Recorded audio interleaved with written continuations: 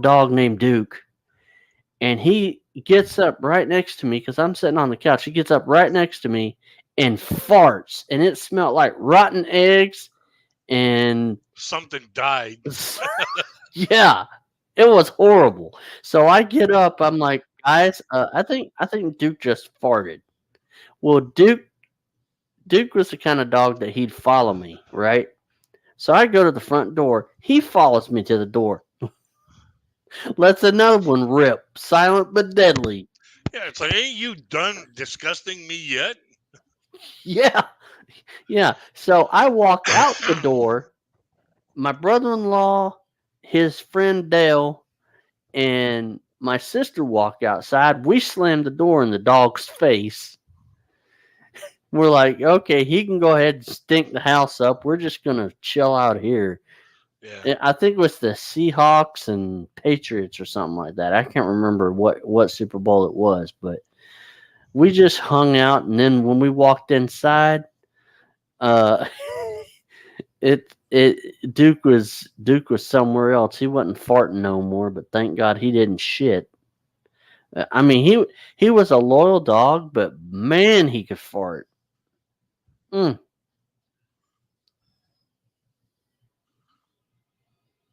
What crazy kid? Yeah, I'm here. I'm here. I'm just Oh, getting everything all set up, to do the twinning thing here. okay. Mm. Twinning. And yeah, Uh, you stream, I stream, we all stream for iStream.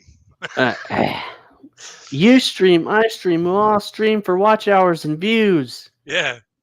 But yeah, freaking when we were talking about, the dogs farting. That was that was some priceless comedy. That was some priceless. That was I, priceless. the look on your face when I told you about that freaking dog, the one dog was sleeping, the other dog come around, Uh laid in front of the other dog's nose and fuck blew one off. When that dog started pushing trying to push the air away from his nose. That was funny. Using his paw to fan the smell away. I was just losing my shit laughing. I was about ready to shit myself. We're sitting there watching the race, and I've got tears in my eyes.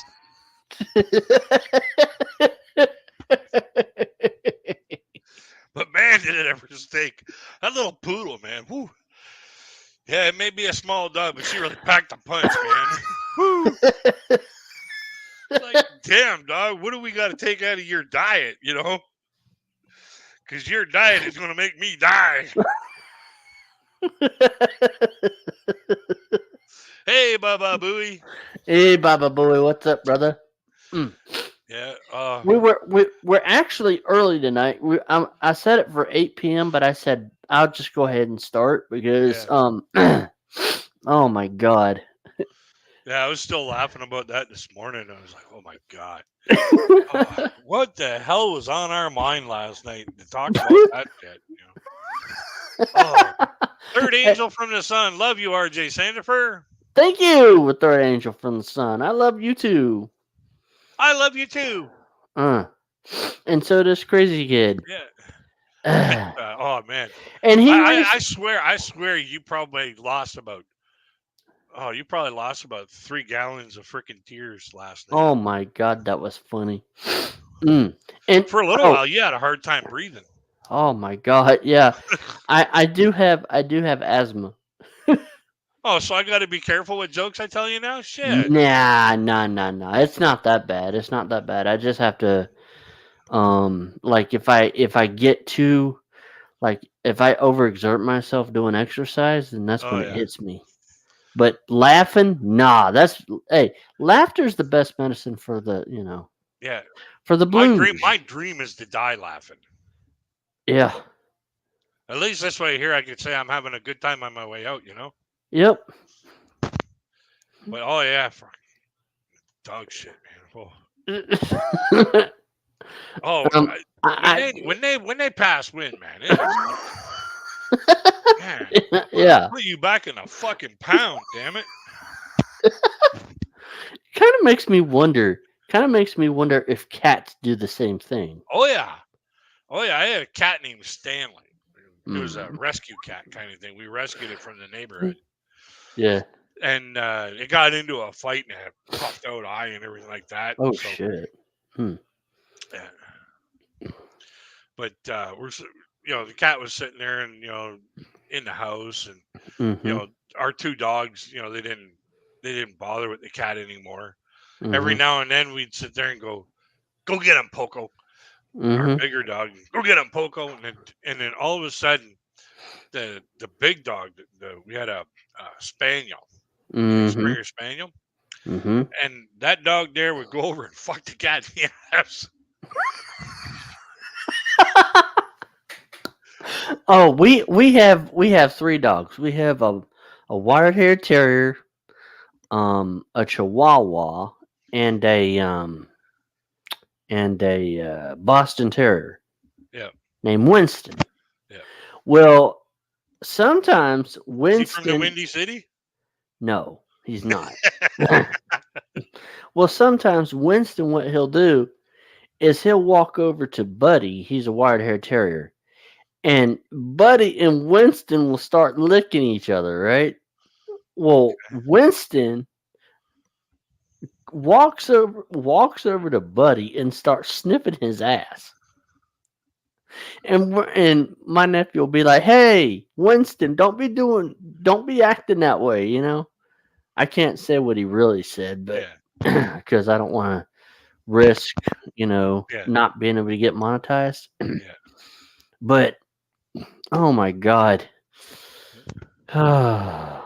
Yeah, friggin' but the cat that we had, we would feed it every now and then. We'd give it a treat, and it'd be like Mhm.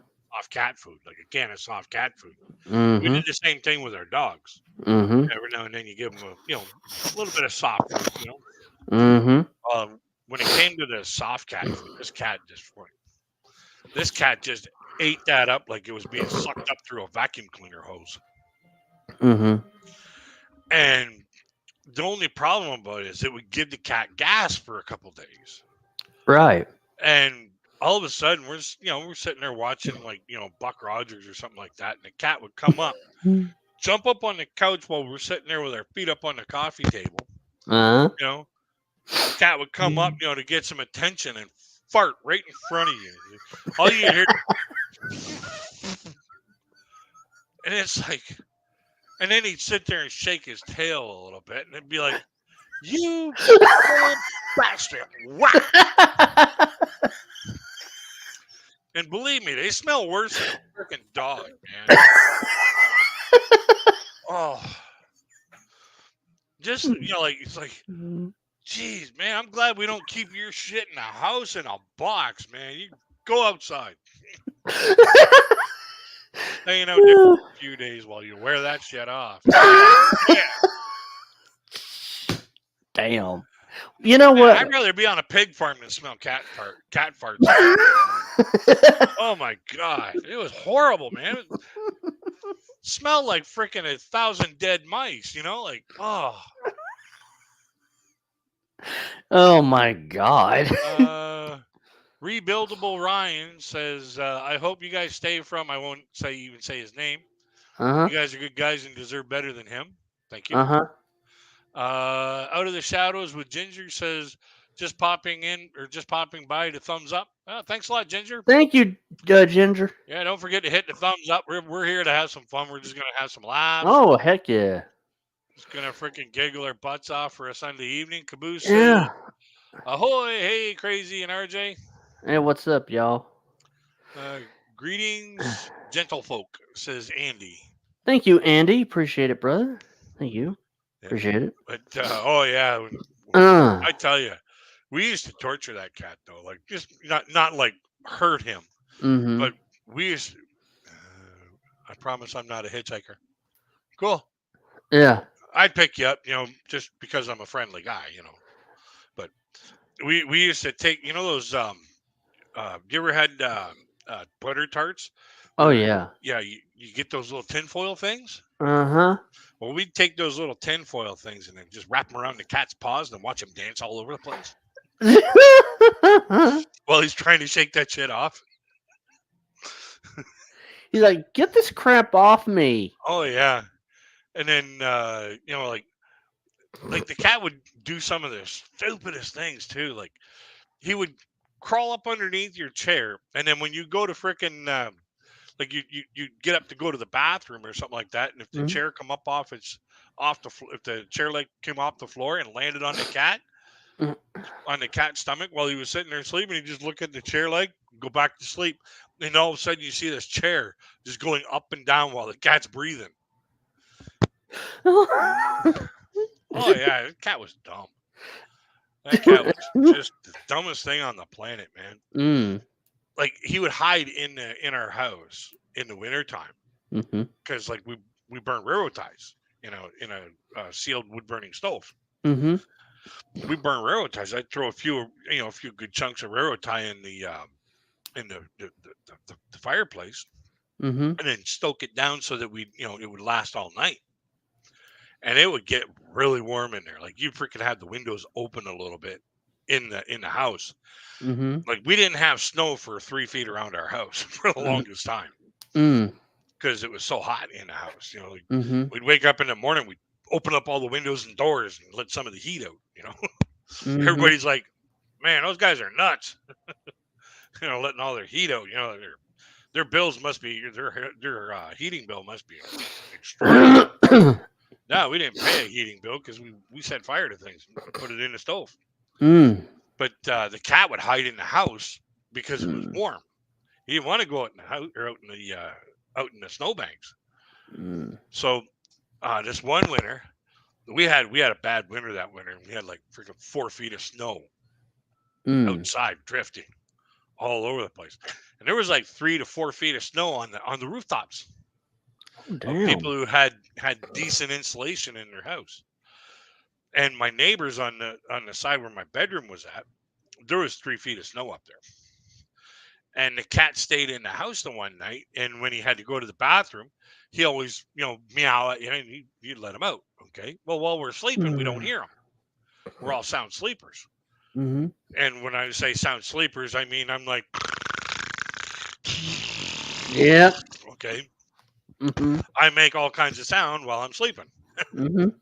So the cat meows down at the bottom of the steps, and nobody pays attention to him. He gets about halfway up, meows again. Nobody pays attention to him. He's at the top of the stairs. Nobody pays attention. My bedroom door is always open. My bedroom door was always open because I wanted the heat coming into my room. Okay.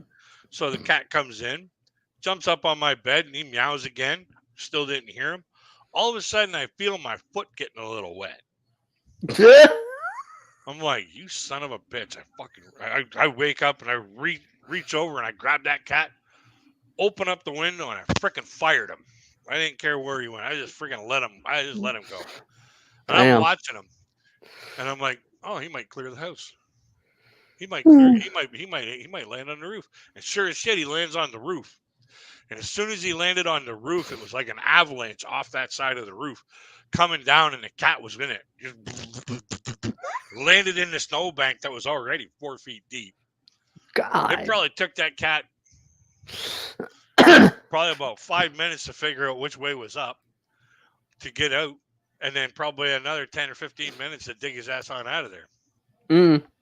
But yeah, he landed on the roof, and damn. And then the avalanche just took him straight down. It was funny.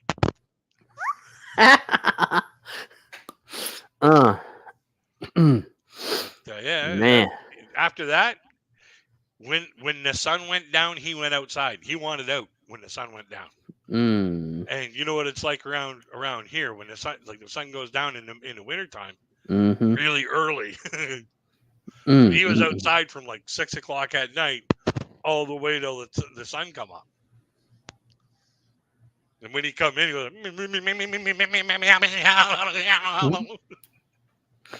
like with icicles hanging off his tail. Man. But that's Joe Buddy says, "What's up, RJ?" Joe Buddy, how are you doing, Joe Buddy? What's up, man? What is up? But I had a German Shepherd when I was a kid. My mom didn't like the dog because uh, uh, it was a really good guard dog. Okay, Yeah. it Yep. guarded the garage, Mm-hmm. and that's where the meat freezer was, and it wouldn't let my mom to get inside, get the meat. Mm-hmm. Can you say I'm not gonna ban Joe Buddy? Um, I'm not gonna ban Joe Buddy. Okay. No, Joe Buddy. Joe Buddy is actually a guy that I met when I first came on YouTube, like several years ago. Okay. Several years ago. Um, I met him. God, I think it was 2018. Oh yeah, Yeah, he's a cool guy. cool, He's a cool, cool cool, guy, cool. and uh, Yeah. but I gotta tell you what happened last night. Um, you know the guy from my church that was discussed in one of Reality Check Files videos. Yeah. He actually went back to the Philippines to Yeah, you told visit, me about that. and yeah, I Crazy. forgot. I Mine, forgot. I'm not gonna ban Joe Buddy has become famous because the cartoon Jamie made in regards to. Yep. Yeah, and Okay. yeah, and in regard to a certain Yeah. individual, Yeah. and so basically what happened was, um, me and the actually she emailed me, um, the girl Yeah. that I'm just gonna get coffee while you're saying that. I can reach the that coffee maker. okay, yeah, the girl that my friend introduced me to, um, back in 2019, uh, uh, basically emailed me and said, you know, hey, um, he's in the Philippines. He's visiting. I'm like, oh, really? And I hadn't heard from this girl in over a year. Yeah. And then I find out that that she's a supervisor for J&T Express Philippines. Oh, nice. So she's making around 18,000 pesos or so. Yeah. From what Google said. So if she's a supervisor for them, she's making around 18,000 pesos, which is $317 in the U.S. Yeah. or more. So she's basically making good money. Joe Buddy says I need to go back to the Philippines myself. The wife wants to visit her family. Yep. You might want to. Oh yeah. And Yeah, I want to go to the Philippines sometime soon, sometimes too. yeah. But right now, I gotta work on building that nest egg Oh yeah. and whatnot. But yeah, I want to head to the Philippines and check it out for myself and Mm-hmm. see some of the sights and Well, and check out the see. beautiful scenery and the Oh beautiful yeah. people. Yep.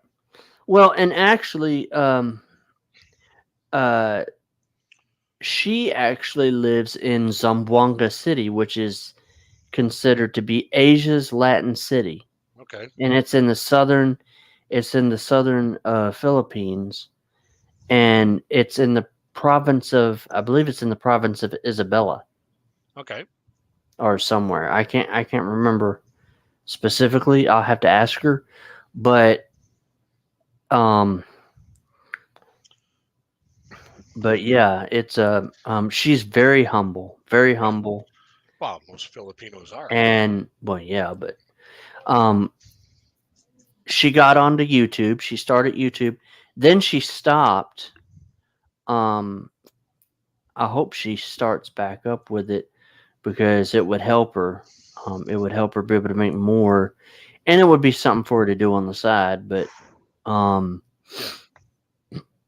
she's really she's really nice young lady. I know what kind of content she can do. It'd Huh? be probably against the law and quite unethical, but when packages come in, hey, let's see what came into the Philippines today and open it all up. No, she couldn't do that. She won't do that. She won't do I that. was just being funny. Actually, she's she I know her family. I know her father. I follow her father on Facebook, her sister on Facebook, so I know, Yeah, like they all know who I am because before I met her in 2019, my friend from church basically told her family about me and told her about me, so they already knew who I was yeah, before the first time I ever spoke to her on Messenger. They already knew who I was. yeah, So, see, and that's the thing. What a lot of these guys that try to give me advice about, oh, like a lot of these so-called expats that try to give me advice. I'm like, hey, I already know. You don't realize I already know some of the do's and don'ts because yeah. I already have a Filipino, a Filipino and her family, telling me, hey, this is what you should know about dating a Yeah. Filipina. This is Or, what you need to know. This is what you need not to do. mm-hmm. Like So I think I when I still hit, got a little bit of that fly in my throat. mm, Yeah, from last night. oh Remember that? God, Remember me talking about that? oh yeah, that was funny. Yeah, I went out for a smoke on my balcony, and apparently it was attracted to the heater on my cigarette. I took a drag, and I ended up inhaling a bug, and it was a firefly. And I was coughing and gagging to try to get it out, and I finally got it out, and I spit. And this is how I knew it was a firefly because when I spit, it started lighting up all the way down. I started laughing. I was like, "Oh, RJ's gonna fucking piss himself over this one." Oh yeah, Is RJ looking for a woman over or from there, who said that? Joe Buddy? Well, there's already somebody that I am interested in. Yes, So there. yes, sir. Yeah, but oh man, yeah. Last night when we got on the rant, oh my god, that was funny. We should have recorded that. We should have hit the go back live again because Oh my God, that would oh, have been that was just comedy gold. That was just freaking. that would have been funny. Oh yeah, you know, I still picture that freaking dog waving in front of its mouth, waving in front of his Mm. nose. Oh God, what did you eat? And it makes you wonder what the animals are thinking. Like can you imagine what was going through that dog's mind? Yeah. Jesus Christ! I know we both eat the same thing, but I don't smell like that. Wow. Yeah. Oh shit, that's some funny shit, man. They better fucking get rid of you, motherfucker.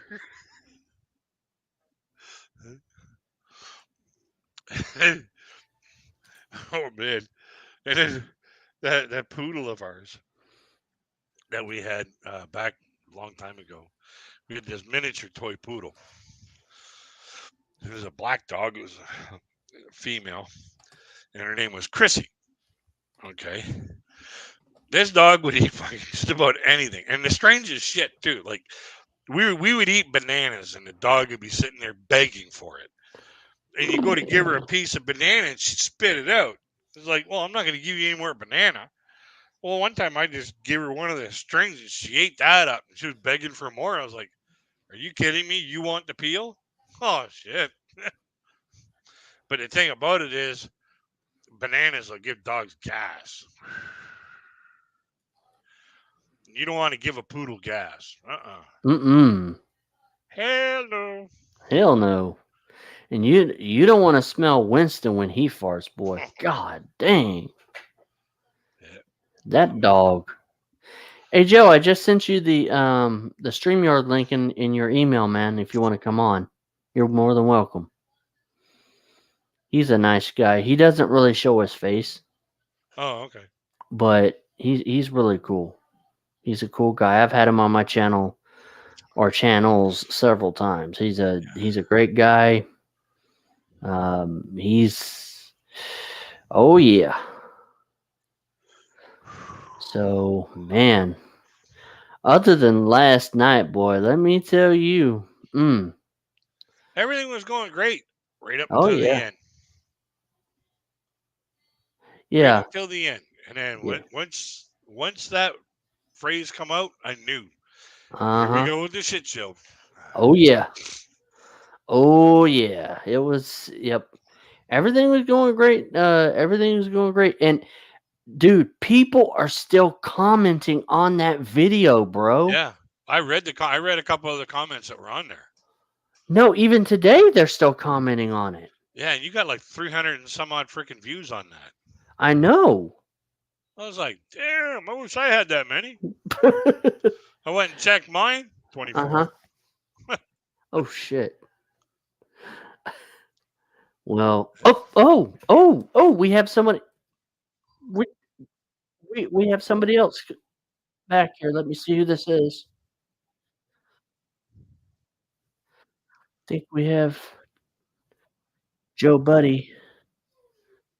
Oh, oh, yep, it's Joe Buddy. Uh-oh. Hey Joe. Hey, Hey, Nick RJ. Gracie. Hey Hey, man, Crazy this is Crazy Kid. Crazy Kid, this is Joe Howdy. Buddy. Well, I wasn't planning on coming on, but since you invited me, here I am. Yeah. Well, So how you been, man? I'm all right. I'm all right. Cricket good. says, RJ, did you see Don chewed out Eli at the beginning of his last video? What a beta mon go Oh, pull it up. what did Don do, Crickets? Yeah, that's what I want to know. What's this? What a beta mon go Oh, pull it up. it's a phrase that everybody in this community used to call Eli back in the day. It was a Betamon. Oh, actually, Eli hates beta males, and that's the beta mon.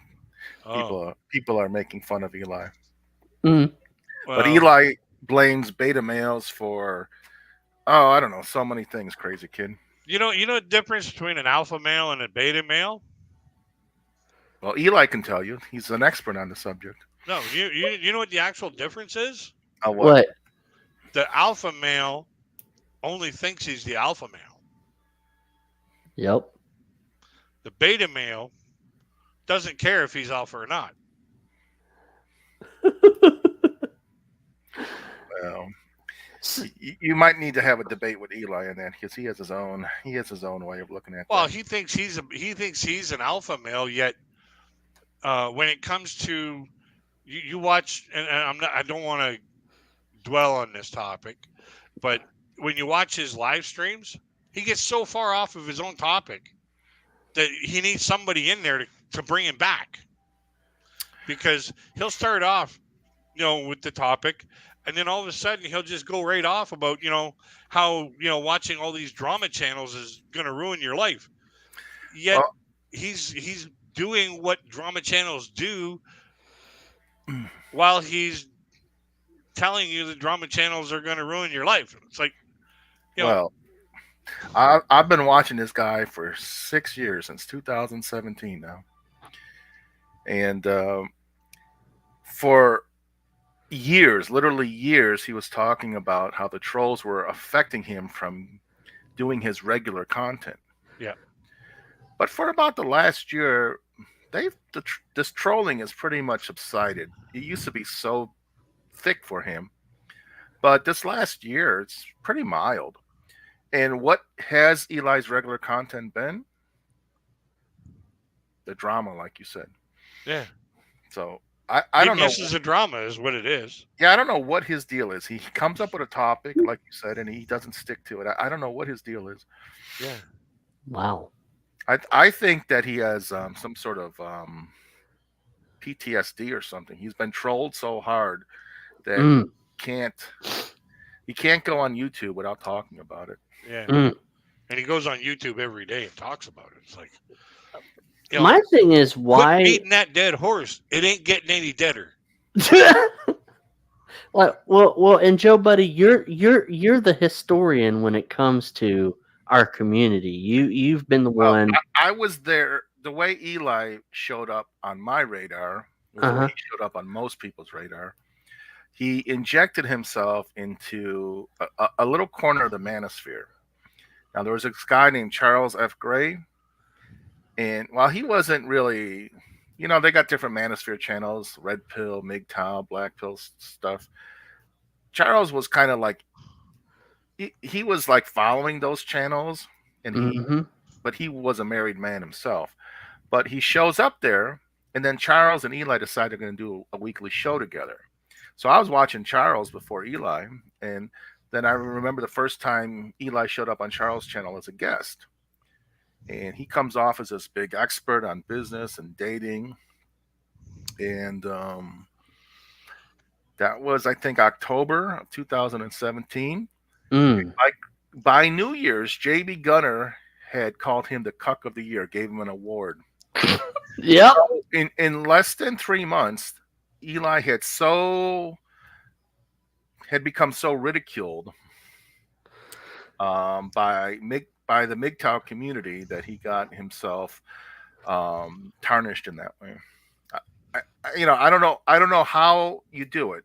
How do you just come out and then within no time flat, within 2 months, you become so hated that the MGTOW community wants to mock you? But Eli did that. And he came. Hey, I was talking about success yesterday, and apparently he was successful.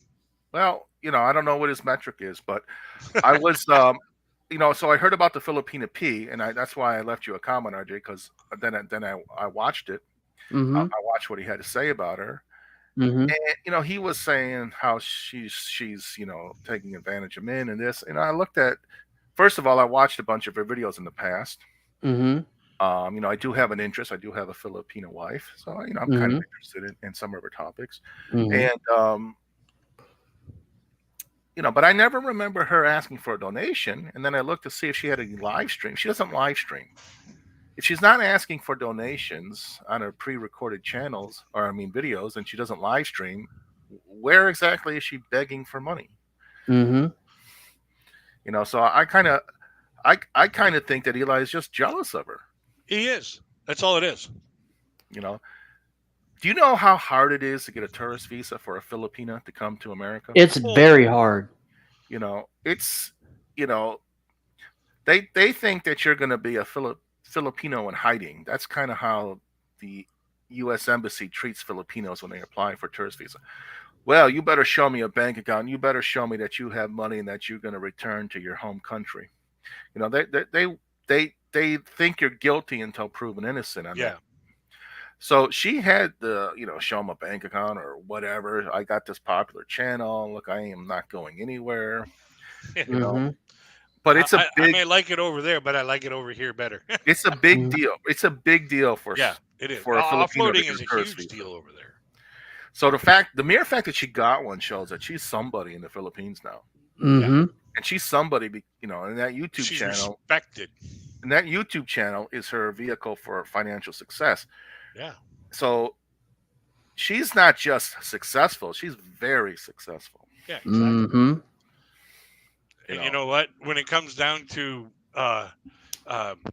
does she, if anybody says, oh, she's just trying to get donations and stuff like that, on any one of her videos about her doing acts of kindness, she puts up at the end of the video, I am not a charity. I do not own a charity, sort of thing. And then, if you send me money, it cannot be given to somebody. Like, it doesn't mean it's going to go to that person. You send me money, it's for me. Yep. So, she basically puts out the disclaimer right there. Oh, And, yeah. that tells me that, she's professional. She's professional in her YouTube craft. Yeah. And that's why I support her on Patreon. Oh, yeah, I've, she I've does only have a got Patreon. I've only got the smallest membership, but I support her on Patreon because I believe in the work that she does. It's not because of what she looks like or what she looks like in those costumes that she does for her outros. It's her content. Her content touches me to the point where I'm learning about something new. Yeah. I'm being entertained with her humor, and her content is really good. And then when it comes to like her Christmas videos and her acts of kindness videos, they move me.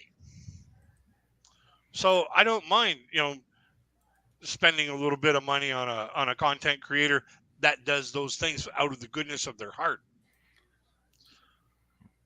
Yeah, it Well, seems like there's a channel called Reality Check Files, and he's already done a video on Eli. He had no idea who Eli was, and I shared with him one of my live streams with Reality Check Files. He did this video on Eli and just totally just exposed him.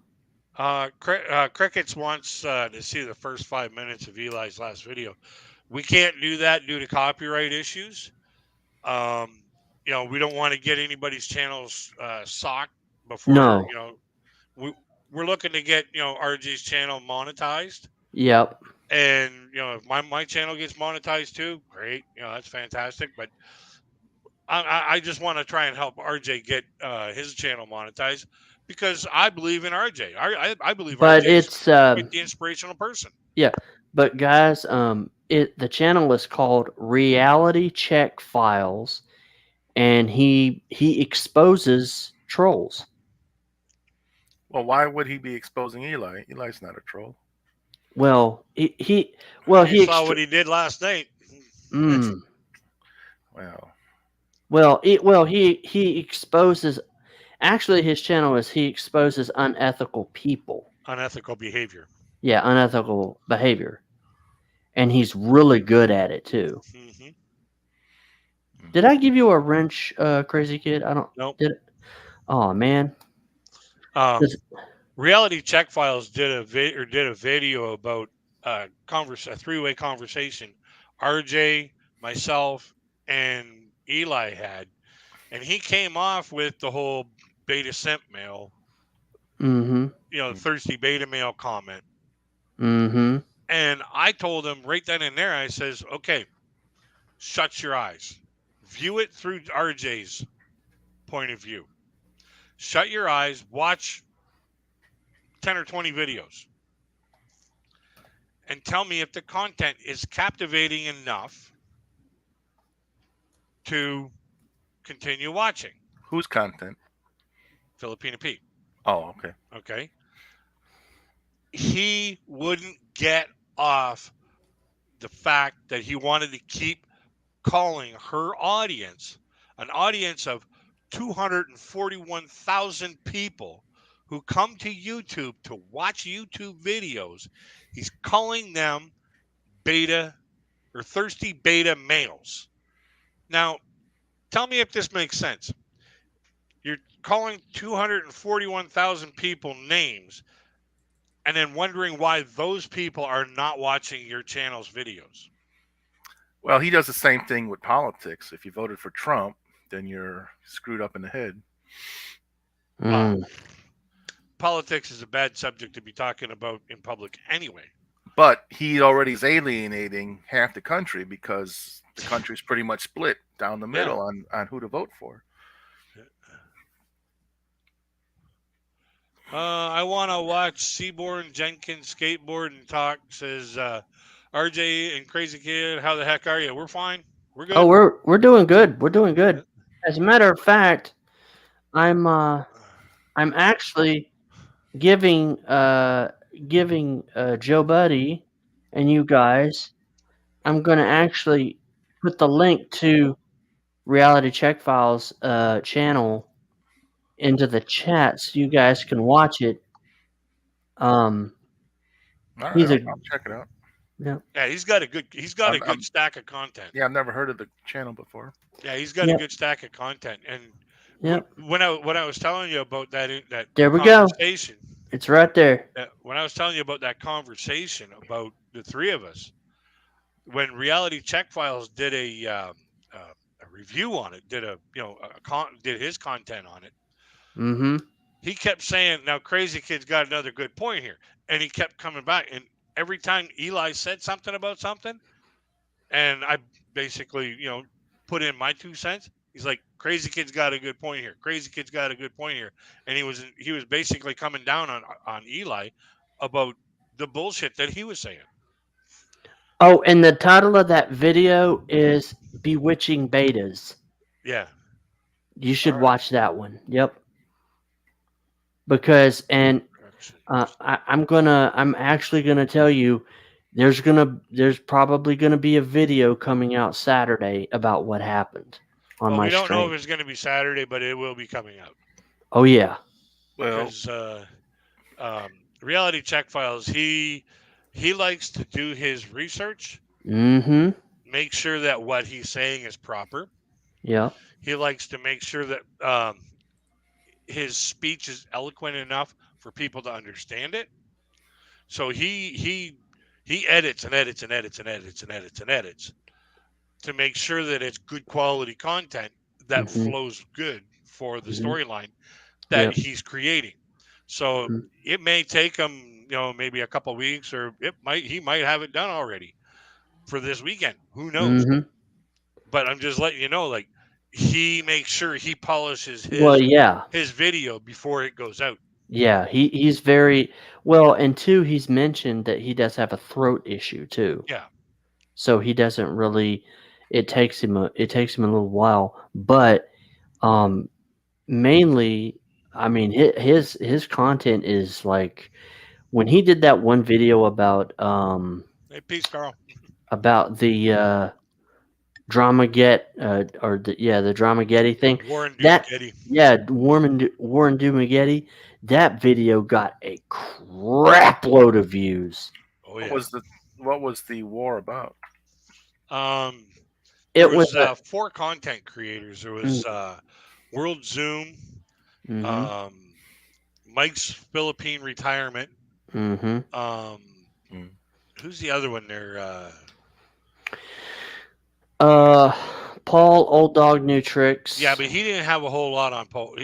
Paul Old Dog New Tricks didn't do a whole lot in there. No. Basically, what it was these people had interviewed this guy named Paul Cardwell, aka World Zoom. Well, somebody had found out that Paul Cardwell was a convicted felon because he had committed fraud as a CEO of 2 hospitals, basically. And they were basically calling this guy out. What does that have to do with whatever content he was making on YouTube? I have no idea. Well, Cardwell got a little nasty with one of them. Mm-hmm.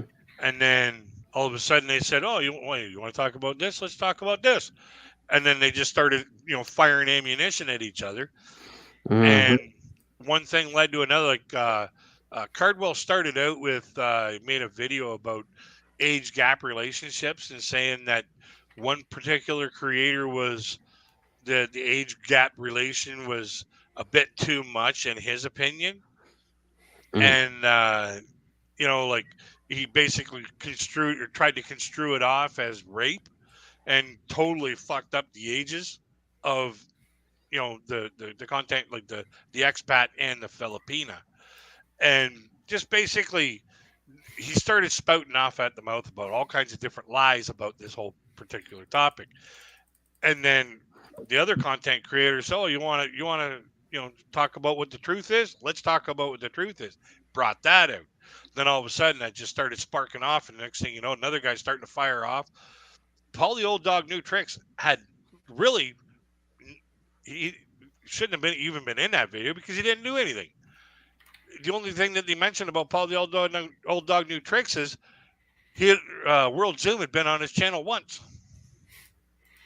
and that was it. And he was there to talk about. What were the ages? I can't remember. I don't recall the ages, offhand. But she was an But adult, right? they were both adults. So what's the big deal? Yeah, what's the big deal? Who cares? If they're actually in love with each other, great, fantastic. You found your forever person. Look, Yeah. look. If you ever do make your way to the Philippines and you go to a mall, at least a mall where there's going to be Westerners, like in one of the bigger cities. Yeah, Dumaguete, Manila. Yeah, what you're going to see is a guy that looks like somebody's grandfather, except he'll be white and she'll be Filipina. Yeah, and they're not friends. You know what I mean? They're married or they're dating. Yeah, they may even have a baby. Yeah, and that's just how it goes over there. Well, and the thing about it is like watching a few Filipino content creators. I understand that. Okay, I totally understand it because the women outnumber the men in the Philippines. Like, what is it, 3-1? I've never heard that. But the women, there's more women than there is men in the Philippines. Why is that? Because there's so many ladyboys? No, it's just I don't know, something in the water made more women. I've never heard of that. Well, Crazy Kid, if I may, because there's so many more women, and then some of the guys are LGBTQ. now that I've seen that. Okay, so you have those men are out of the picture for these women, making the numbers drastically bigger against against each other. So some of these women are either going to go without or be cuckolds. So it's only natural for some women to say, okay, since there's a low amount of locals for me to choose from, we have all these single expats coming over here, single people coming over here. They're single. They've come from halfway around the world, so they're financially secure. That checks off a box from the Philippines like you would not believe. If you're financially secure, if you can handle yourself, that's going to check off a box for a traditional woman. She wants somebody who can financially secure a roof, food, and finances for the family. She wants somebody who's going to be a protector. Well, most of the expats coming over are much bigger, much taller, and much meatier than a lot of the locals. Well, that's protection. So you have all these things that are accumulating in attractiveness for these expats coming over. Of course, the women are going to be like, "Oh, I'm all over you now." Joe. So when did you know? Okay, I want to bring this woman over to the States. I mean, was it a joint thing that you guys talked about? It was relatively soon, in us getting to know each other. But before I had met I met her on a dating site. But before that, I had chatted with about when I mean chatted, like a voice, not voice, but the Skype calls. I had done that with about a dozen different women. Mm-hmm. So I had gotten to know a lot of different women, and I had also been binging on YouTube, watching different expats, mostly Americans, who had gone to the Philippines and were giving advice, kind of the way Filipina P is giving advice right now. Mm-hmm. And one of the guys that I actually found most helpful is a guy named Reekay, Reekay. Yep. He has a channel called Life Beyond the Sea, I think. Yeah. So that was one of the guys that I found to give some of the best advice. And when I chatted with my wife, it happened to be a holiday in Hong Kong where she was working abroad. And so she had a couple of days to chat with me. Mm-hmm. And so we chatted a lot for those first couple of days. And we just, we just clicked. And, I was looking for a certain type of woman, and there she was. Dang. Wow. Hey, And so congratulations. How long you been married? we got married in December of 2014. So Congratulations. 8 years now. Congratulations. Wow. I hope. Here's my serious hope for you, my friend. I hope that you have a relationship with your wife like my parents have with each other. And they just celebrated their 55th wedding anniversary on Thursday. Well, I'll have to have a long life for 50. But I hope that you have that kind of Well, relationship. I hope so. Well, thank you, Crazy. Oh yeah, Crazy Kid's a good guy, and Joe Buddy's a good guy too. These guys are Don't ask awesome. Eli. I'm a miserable man with I quote, a store-bought wife. No. That's what No, Eli no, no, called no, me. no, no, no, no, no. You said it wrong, Joe. You said it wrong, Joe. He called her, and I quote, a store bought bitch. Did he? I don't remember that. Yeah, I remember it. Oh. The more I see, the way Eli is, the more I'm like, do I really want to collab with somebody like that? Mm. That's your choice, and I'm not here to dissuade you from it. Uh-huh. No, I appreciate the information. And basically, you can't make a decision, a decision to positively affect your life if you don't have all the information. You can't do a math problem without all the equations. Yep. Okay. So gaining all the information, gaining all the equations allows me to fill in the math problem and find out if it equals what I needed to equal. Yep. I'll give Eli his props on one thing. Mhm.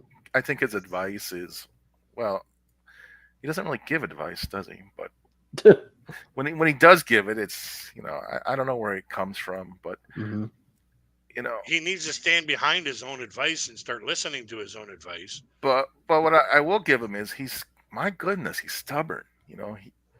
For 6 years he's been trying to make this YouTube thing work, and he doesn't give up. So for what it's worth, his tenacity will make him successful. No, he's just got to freaking figure out Mhm. what his audience wants to watch. Yep. Well, I was chatting with somebody because I'm banned on this channel, and this other person who watches him. I think most of the people that watch him are people that are like me. Like, we don't actually watch him for his life coaching. We watch him to see, what crazy stuff he's going to do next. Yeah. So we're both banned. So we chat. How badly he's going to trip over his own tongue? Right.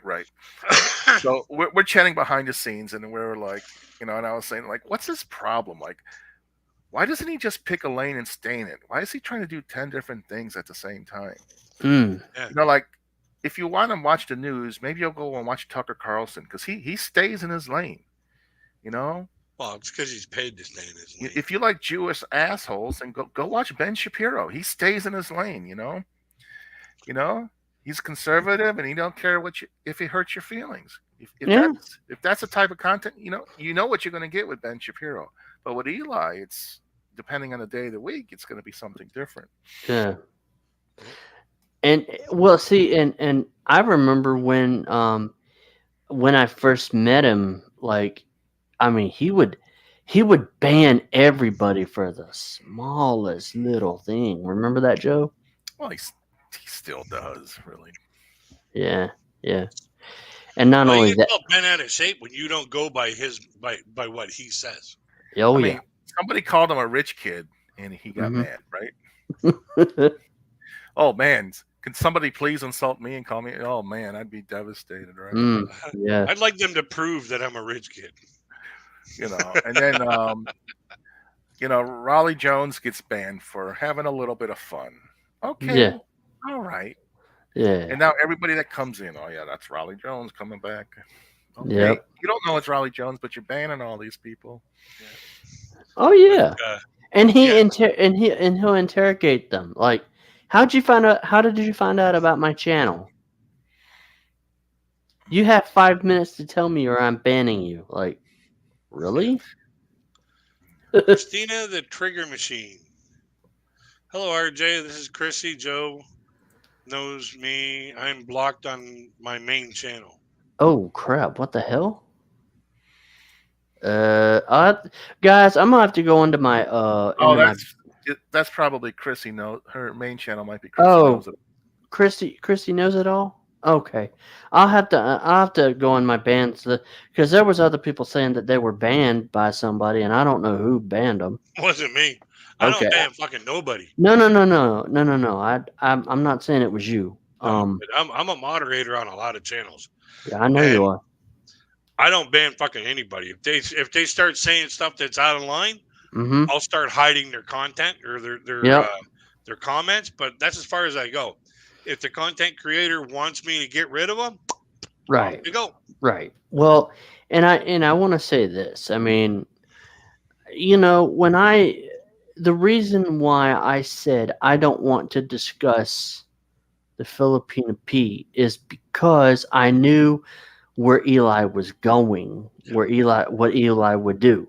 I knew he would say that, Thirsty oh, beta males. yeah, thirsty beta male comment. I knew what he was going to say. How did you know that? Because I that's what he says every time her name comes up. mhm. Oh, okay. Yeah, I just knew. Okay, because when the person wrote in my chat, the Filipino P is in the U.S., I knew that he was going to see that and he was going to go off on a tangent about the Filipino P is basically giving, you know, content to the thirsty beta males and they're supporting her. Well, what he doesn't understand is she has women on her channel as well, not just men. Yeah. Well, the thing about it is he's not attacking her. Mm-hmm. He's attacking her audience by saying the thirsty beta males. Okay? He's not attacking her. He's attacking her audience. Mm. And that's why I say since he's attacking her audience by calling them thirsty beta males, he's basically erasing 241,000 people from ever viewing his content because they've been called, something ignorant. Mm-hmm. Like, do you think that you're going to have, now, forgive me if this goes wrong, but do Mm-hmm. you think you're going to have members of the African American community Mm-hmm. coming to watch your channel if you continuously blurted out racial comments towards their ethnic culture? No. Exactly. And that's exactly what Eli is doing. He's attacking her audience. And it's no wonder why he's not getting any of their views because they don't like him. You got to make people like you. Got to make people like your content. If you want people to watch your channel, add clicks Mm-hmm. to the views, hit the like button, subscribe to your channel to make the money off of the AdSense. That's how the YouTube game is played, and Eli doesn't fucking get it. He don't get it, and he doesn't understand. And I even told him, Eli, you've never watched any of her videos. You Why mean don't? not one? Not Not one. one. Not one. Not You one. know whose videos he should watch? vidIQ, um, Nick Nimmin, Daniel Batal. Mm-hmm. He should be watching those people. Mm-hmm. You know why? That's how I got the information. Yep. That's how I know that when one person hits that like button, YouTube sends out 7 recommendations to people who would not normally have gotten that recommendation. Yep. How long have you been watching videos about the Philippines? Crazy. Since about June of last year. And is that a fluke, or were you intentionally? No, it was a fluke. It was a total. Actually, no, it wasn't even since June of last year. It was January of last year. Like my YouTube channel is only a year old. So you were never thinking about going to the Philippines? Not off the bat. Gotcha. Okay, my YouTube channel is only about a year old, so Mm-hmm. it would like, and I in January of I think last year, Yeah. I was watching, like I was playing some music tunes or some music videos while I was doing some housework. Wow. And I went out for a smoke. I come back in. I was taking a break, and the next video that came up was X Factor, Fourth Power, Raise the Roof with Jesse J hit. And I watched it, and it was what's now known as Fourth Impact. Okay. So I watched it, and I was just blown away by these amazing performers. Wow. And Uh, I got diving into their other videos, you know, like all the other videos from their X Factor journey mhm. and from 2015 that they had posted up. And then I started digging in. You know, I found their channel, so I started watching some of their videos, and I was like, my God, that country looks like it's freaking nice. So what made you keep watching? Is then, Um, then did you get the idea that maybe you'd like to find a woman from there yourself? well, I've always been interested in Asian women, um, and it's basically because they're petite, they're traditional, they're family oriented Hmm. and very loyal. So that's what that's what attracts me to the Asian women. Okay, I've always liked Asian women more than North American women, but that's just my own preference. And I find them absolutely gorgeous. So, Yeah, and that long hair, most of them have. It's oh, nice if you're into that. oh, having that long hair is like just a bonus. It's like icing on the cake. Oh yeah. But from there, all of a sudden, I started seeing all these videos from Philippine vloggers, and I watched Paul, the old dog, new tricks, Hmm. interview the Filipina P. And I was like, why would somebody call themselves a Filipina P? So I watched it. That was the first exposure to the Filipina P I had. Hmm. And I was watching it, and I was just laughing my butt off because Paul, the old dog, new tricks. He's a comical guy. Filipina P, she's a comical woman. Hmm. Put them together for 30 minutes on a video. And get ready to freaking strap on depends because you don't want to miss a minute. So I was like, well, I'm going to check out some more of her content, and I started watching a little bit here, a little bit there, and then I got to a video where she said, I don't expect you to go to my channel, hit the videos, go to the bottom, and work your way up. And I was like, hey, that's a pretty good idea. So I did that, and I've watched every one of her videos at least once. Wow, you're a big fan. Well, I wanted to get a broader spectrum of who she really was. Is this just an act, or is this the real person? And you know what? After contacting her, being in contact with her on Patreon, that's the real person. It's a toned down version of the real person. Like she's even funnier when when you're messaging her. All right. So do you? This is one thing I've always wondered. Is she using her channel as a way to like leave the Philippines? Is she looking No, to find a man? no, she loves it in the Philippines. Okay. She's actually said it on a couple of her videos that somebody asked her, "Would you, where would you want to live in the world?" She said, "Right here. 6 months here, 6 months there. If that's what we end up doing, but I want to live here in the Philippines. Yeah. This is home." My wife was the same way. Because I'm from the Chicago area, and I showed her the Chicago skyline, and she didn't say anything. Now I don't know about you, but if you've never seen the skyline and you see it for the first time, you probably go, "Hey, that looks pretty cool." I think that's a typical reaction I live to in see. southwestern Ontario. But if you see all the skyscrapers, going up to the clouds, you probably say, "Hey, that's pretty cool." Yeah. No, not to my wife. There's not a whole lot about America that impresses her, Yeah. which There's a I lot of find beautiful places in remarkable. the United States. There's a lot of beautiful places in Canada, but there's a lot more beautiful places in freaking the But Philippines. my point is my wife, she really, if I said, "Oh, I'd rather live in the Philippines," she'd be like, "Well, let's go." pack your bag, mister. Let's get the fuck out of here. So my, See, my I'm the type of person, like, I thrive in the heat. Okay. well then When you it's like hot, oh, I'm happy. it's humid too. Yeah. But when it's hot and humid, yeah, I'm happy. This is when I'm my healthiest. So going to the Philippines would be good for my health. Mm. Would I want it, like? And there was a YouTuber that made the statement that I wanted to. He made this statement for me about me, and it was, this guy thinks he's going to go to the Philippines and bring a bride back. No, you don't understand. I live in fucking Canada, man. I live in, like, in Snowbelt. Okay, I live in Snowbelt country. Do you think I'm going to bring a woman who is accustomed to the warm weather all year round to come back to Canada to be miserable with me being miserable in the fucking wintertime? Are you nuts?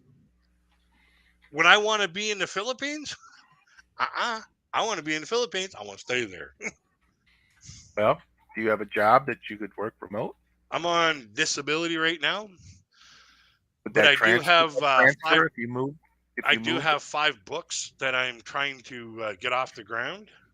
but if you were to go to the Philippines, would you be able to keep your No, disability? No, no, it's a provincial disability. So, I see.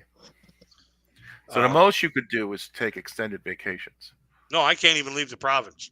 Oh, I oh, can't even leave the province without a freaking without permission. oh. Damn. But I mean, see, and that's the thing though, is I think that, like, I can't see worth a damn. And yet I go to her channel every Tuesday and every Friday, and I always leave a comment. And Crazy Kid can tell you, she knows about my disability. Yeah. And she treats me the same way as, and she knows, and Crazy Kid can also tell you, she knows that I am unable to donate to her. And that's not even an issue. So where Eli's getting the fact that, oh, she doesn't get, he actually sent me an email and said, you're going to throw away our relationship, and the Filipino P does not give a damn about you. I beg to differ. Oh, yeah. Oh, I'm gonna play devil's advocate. Eli will just say, "Well, you both are deluded," and he feels sorry for you. Yeah. Yeah, but the thing about it is, Eli is basically basing it off of she's not, or she doesn't like you like a boyfriend or potential mate. Mm-hmm. Whereas RJ and I are Mm-hmm. basing it off of she likes us as a friend. Mm-hmm. That's all she's As probably. someone that you can communicate with on a Mm-hmm. respectable level. Exactly. And he doesn't understand that. Yeah, he thinks that men and women can only coexist to do one thing: procreate. Mm-hmm. Well, I mean, if anybody had a crush on the P, you'd have to, be serious. She has all these subscribers. I'm sure she gets. I'm sure she gets tons of interested men asking her, to, let them come visit her. She Yeah. probably gets this every week, I would imagine. She probably gets 1,000 marriage proposals or dating proposals every video, which wouldn't be too far out of the realm of numbers. But when it comes down to it, she is an attractive woman in a lot of people's eyes. Not really, though. In a lot of people's eyes. But for the country, and she said it herself on one of the videos I watched. Yeah, she's said it because herself. of her morena skin. Well, if you were to go to like a dating site at the Philippines, you just look at all the women. She's average, and there's nothing wrong with being average. Yeah. I'm not saying because from a Western point of view, she's very attractive. Yeah. She's got clear skin. She's petite. She got long hair. She's Traditional. um, her skin looks healthy. You Yeah. know, so many Western women, their skin doesn't look healthy. So she's pretty, but I would say that from a Filipino point of view, she's just average. Yeah. But the thing about it is that's just going by looks, Right. right? Now let's tack on personality, because that's a big part of a relationship. If you don't have the personality to stay together, it isn't going to work. So when you tack on personality, she goes up quite a few points. No, well, you shouldn't really date a woman just for her looks, anyways. No, because looks will fade, personality will never waver. Hmm. Oh yeah. Yeah. And the thing about it is, if you that's why the comedians came out with, that's why you got to date an ugly woman, because they stay ugly. You want to be happy for the rest of your life. Date an ugly woman. Nobody wants to take her away from you. That's legit a song, RJ. If you haven't heard of it. Yeah. Yeah. Okay, Christina the guys. Trigger Machine says she does have a great personality, and she There smiles a lot is. too. Yep, there is her channel for those of you who haven't subscribed.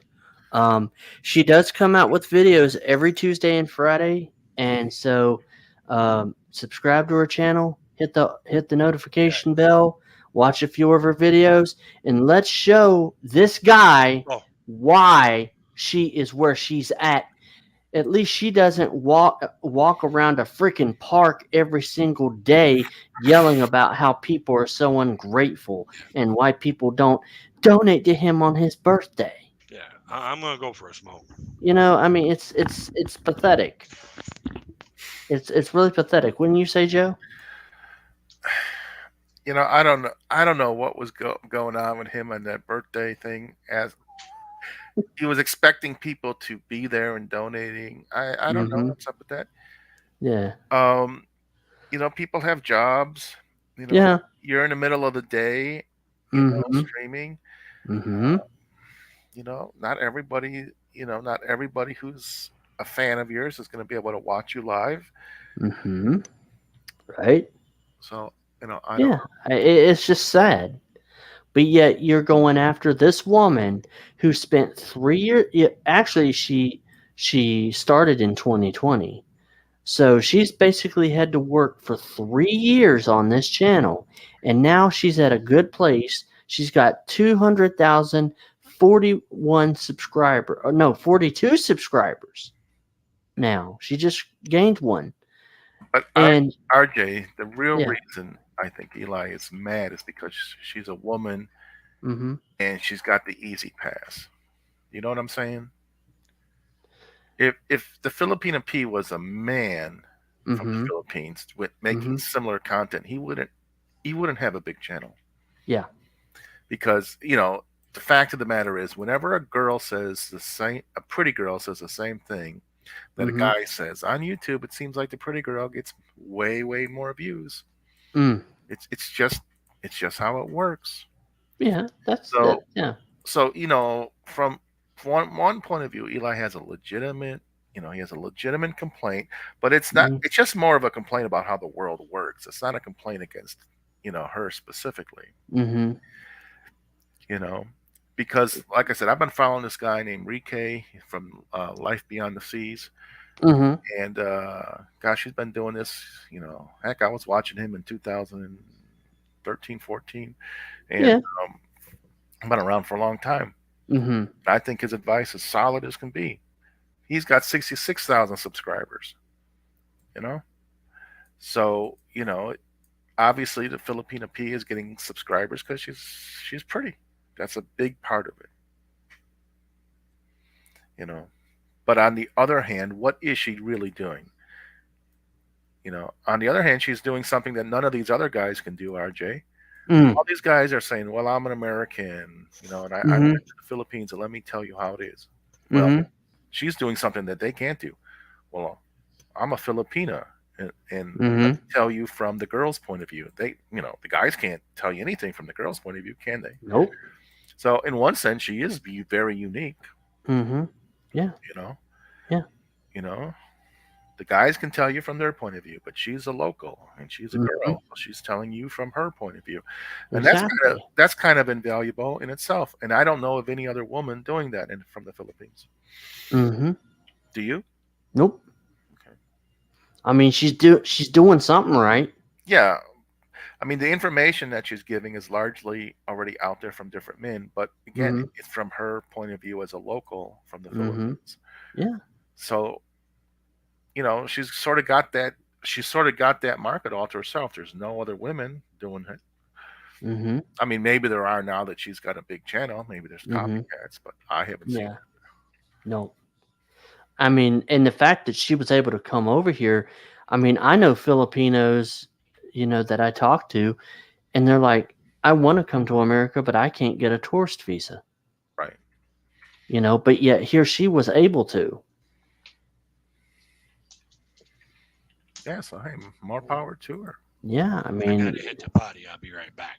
I just, okay. I just think that Eli should be more gracious. He should be like, well, more power to her. That's, wonderful. Mm-hmm. Look at what YouTube allows. It allows people from all walks of life and, from all parts of the world to have success.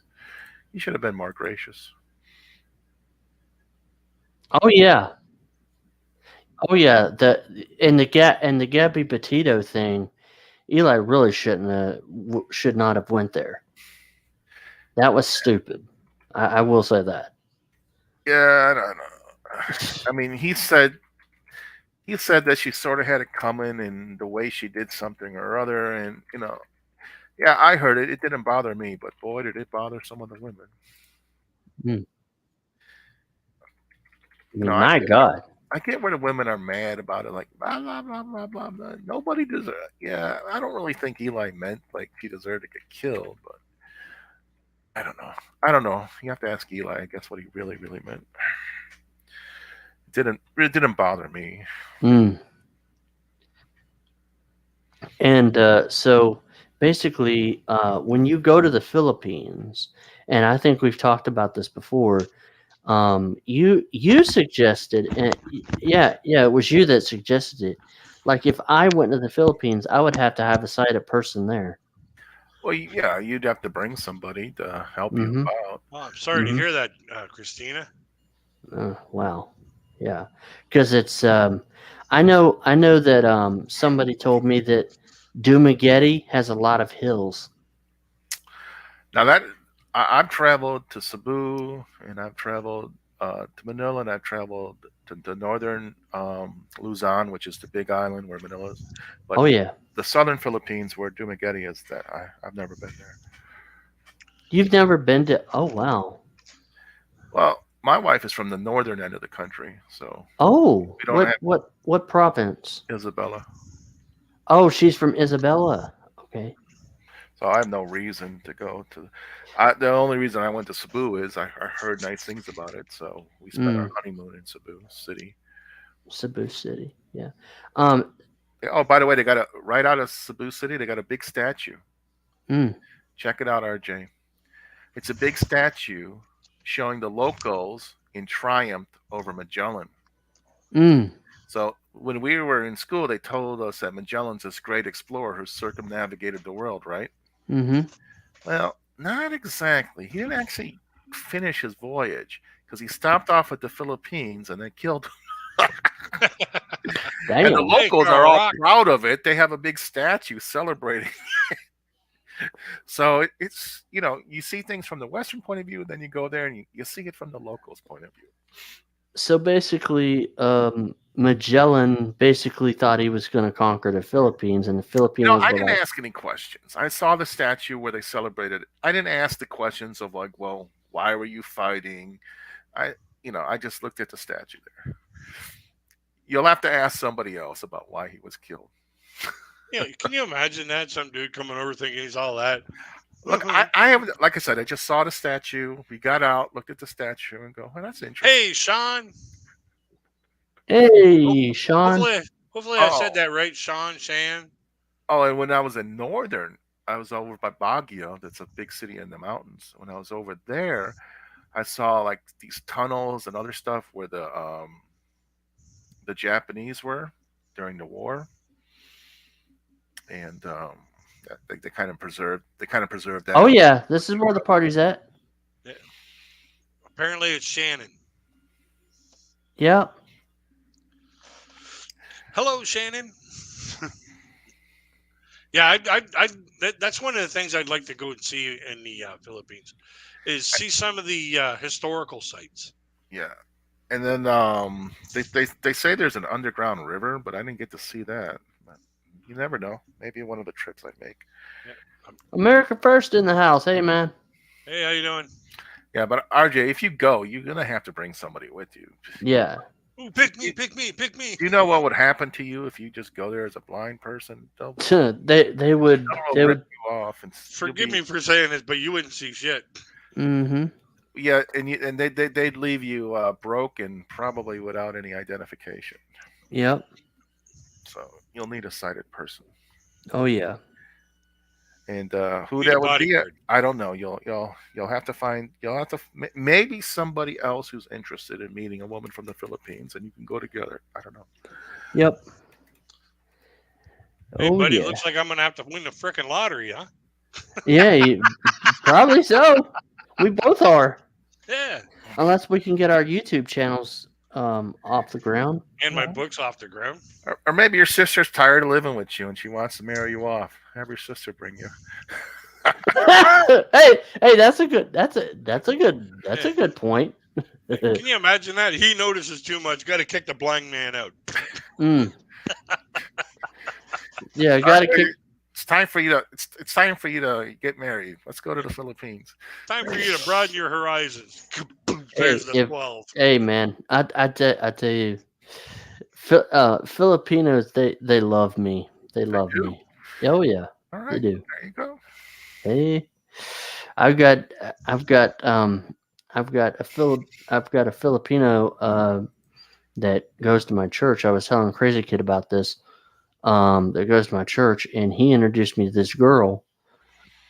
Her real name is Sheila, but they call her Shing, and she's from Zamboanga City.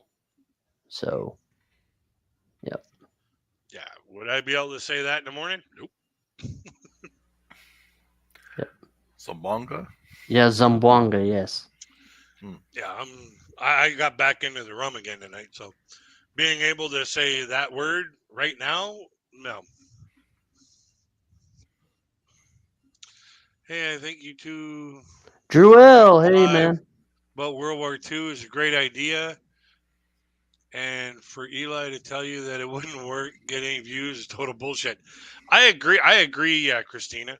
I think RJ and I doing reaction videos to some of the unsung war heroes of World War II, World War I, the Korean War, and other wars, paying homage to them, giving them respect, and bringing their story to more light and more audiences, I think would be, like something that would be a good idea, not only to basically give them the props that they deserve, but to show that, hey, we respect the people that went out and fought for our freedoms that we enjoy today.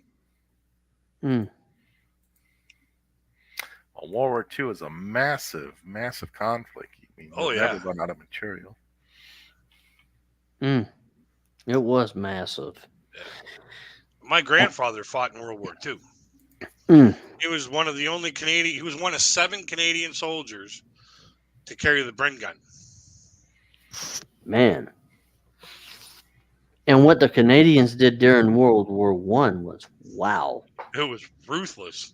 You mean dialogue? No, just kidding. Actually, in World War I and World War II, if you take just the percentages of the soldiers brought over and come back, the Canadian soldiers came back with the most.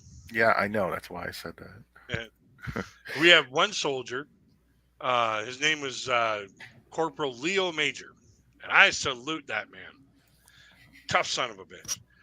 Joined the military at 19 years old, and in World War I, captured 93 German soldiers by himself. Can you imagine the fucking Conans on this kid? To tell 93 people who don't even speak the language he speaks, come with me. You're under arrest. Damn. And actually bring them back to command. And they tried to pin it. The British general tried to pin a medal on his shirt, and he goes, "You incompetent fool! Get the fuck away from me!" He wouldn't take the medal.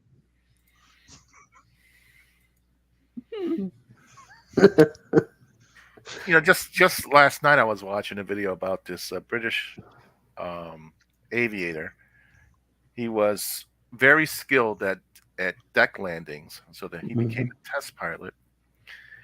And he was tasked later in the war to teach Canadians how to land on an aircraft carrier. These guys already knew how to fly, but they were about to go to the Italian campaign, and they were saying that they might have to land on aircraft carriers until they capture some Italian airfields. So they were trying to teach a whole bunch of Canadians how to land on aircraft carriers. And the Canadians said, "Well, we'll only do it if you fly with us." So the Canadians, they made him, every time they did a raid in Europe, this guy so every time he did a raid with them, then they do a training exercise with him.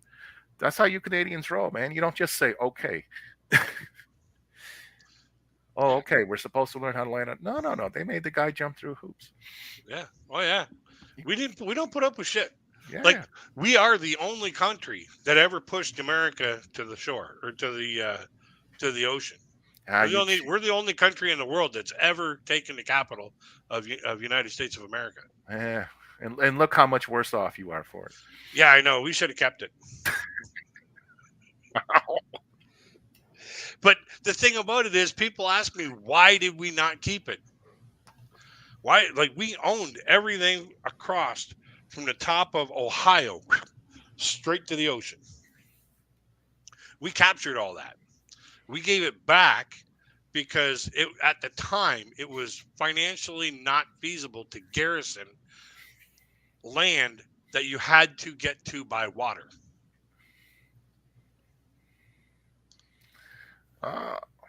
Hey, SB's in the house. Hey, RJ, sorry about your falling out with Eli. Hey, SB, what's up? I think RJ and Eli will be friends again. They always are. Not after what he said about. Yeah. But it'll be a long time before that happens. Well, the thing about it is, now you see, this is where I get into a little bit of gray area. Okay, I believe that since you and I are single, and we both like a female vlogger, we are thirsty beta males because we don't have someone to, basically control who we watch. Where he has Dawn, who basically keeps him in check, or tries to, anyways. So he's all of a sudden thinking that he's alpha because he has that partner, and he thinks that we, desire that partner. No, the only partner I desire is one that I can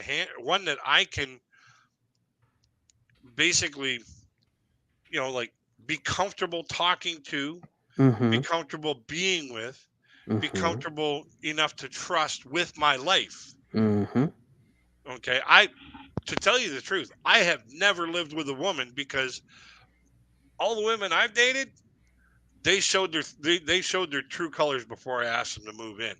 And I was like, you lied to me right from the beginning. Get out. I can't trust you around the knives in my apartment. Get out. I didn't want to end up being, like John Bobbitt II, Yeah. Yeah. Didn't she put his thing in the garbage disposal? No. No, she threw it out the window, Oh, Yeah, she and threw it. apparently the dog got a bone.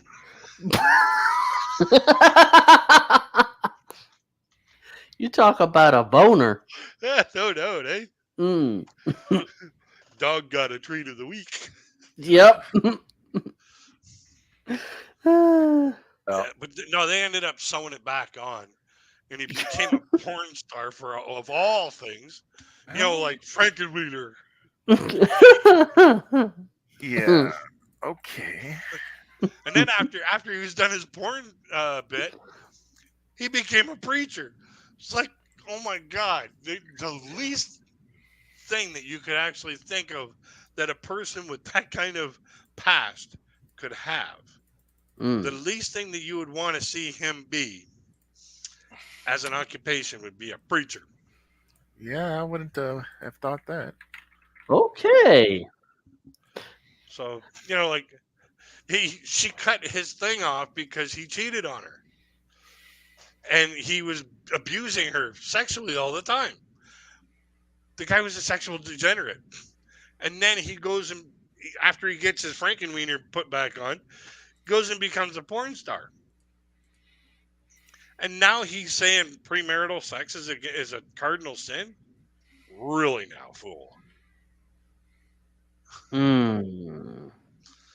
But like I was saying though, I really think that, and this is only speculation, and if I'm wrong, I'm wrong. If I'm right, I'm right. That he believes that if you're not dating someone, you're a thirsty beta male. Well, he does sort of equate happiness um, with female companionship, I always found it to be stressful.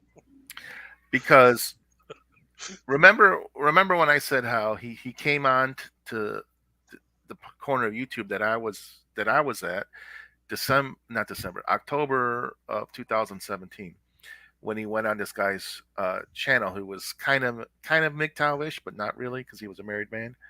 Well, so they start talking about MGTOW topics, and right off the bat, Eli is trying to save these men from being MGTOW. What? You guys are rejecting women? No. He was trying to fix these men, and these men were like, well, what's wrong with us? And Eli's like, you don't want the warm, wet vagina. His words, not mine. Because, everybody wants a warm, wet vagina, right? I've always said there's never been a vagina that's ever been warm enough, wet enough, or pink enough for me to lose myself over. Okay. So, but this is Eli's mindset, If you want to be happy, you need a woman. And the idea of a man being happy who doesn't have a woman is just completely foreign to him. Yeah. So, and that's where he gets that whole thirsty beta male thing. So, like if you don't have a warm, wet vagina sleeping beside you every night, then you're a thirsty beta male. You're thirsting for that warm, wet. Well, I'm not. I'm would not say putting up Eli, with the bullshit that comes along with it with some of the women that I've seen. but I would say Eli's right for most men. Most men wouldn't be happy being a bachelor. But I'm not. But that's not all men. Yeah. To give you an idea, I've told this to RJ before. Right out of the gate, I always tell the women that I date, listen, you stay who you are when I meet you. Because as soon as you start changing like you're changing your idea and you're not including those decisions with me, and then all of a sudden you start yapping, you're bitching at me about, me changing to what you wanted me to be, that ain't going to happen. I am me. There's more people that like me for who I am right now than just you. So I'm going to stay me. And I tell them that right out of the gate. I was driving to this one girlfriend of mine's place, to her parents' place for dinner. They invited us for dinner. And it was raining outside. And so I'm sitting there driving along, and she's just sitting there barking at me, bitching about every stupid thing under the sun that isn't my fault. And I just said, listen, if you don't shut up, I'm going to stop the truck. You get the fuck out. So she shut up for about 2 or 3 minutes. And all of a sudden she started barking at me again. Well, you wouldn't do that to me. Blah, blah, blah, blah, blah. And it was deterring my concentration from driving safely. So I just hit the brakes. Like, get the fuck out. Damn. I shut the truck off, grabbed my keys, and went around the other side. Pulled her ass out, locked the door, went around the other side, got in my truck, and fucked off. And I went to her parents' place, and they're like, "Oh, is Tina coming in her own car?" Nope. Oh, you're coming alone? No, she'll be here later. Well, how's she getting here? She was bitching at me so much, I told her to fucking walk. She showed up a half hour later, soaked to the bone. She couldn't have been any more wet if she'd have been underwater. Was it raining? It was raining hard. Raining hard. Okay. And I get the fuck out. I don't care. And I went to her parents' place for dinner. Her dad took me out in the barn to have a beer with him. He was freaking laughing his ass off. And did you break up that day? No. Really? It was a few months later. It was about a couple months later. So she tolerated that. Huh. Yeah. Well, because I didn't change who I was. Apparently, she liked the bad boy that came at me when she bitched at me. I was like, this ain't gonna work. I can't take the stress of you freaking flip-flopping your attitude like that. We're done. And she was like, oh, we were talking about getting here. I was like, yeah, we were talking, but it ain't gonna fucking happen. I said, I can see it now. I can see the future now. At the wedding reception, while we're cutting the cake, I take the knife and start cutting my throat,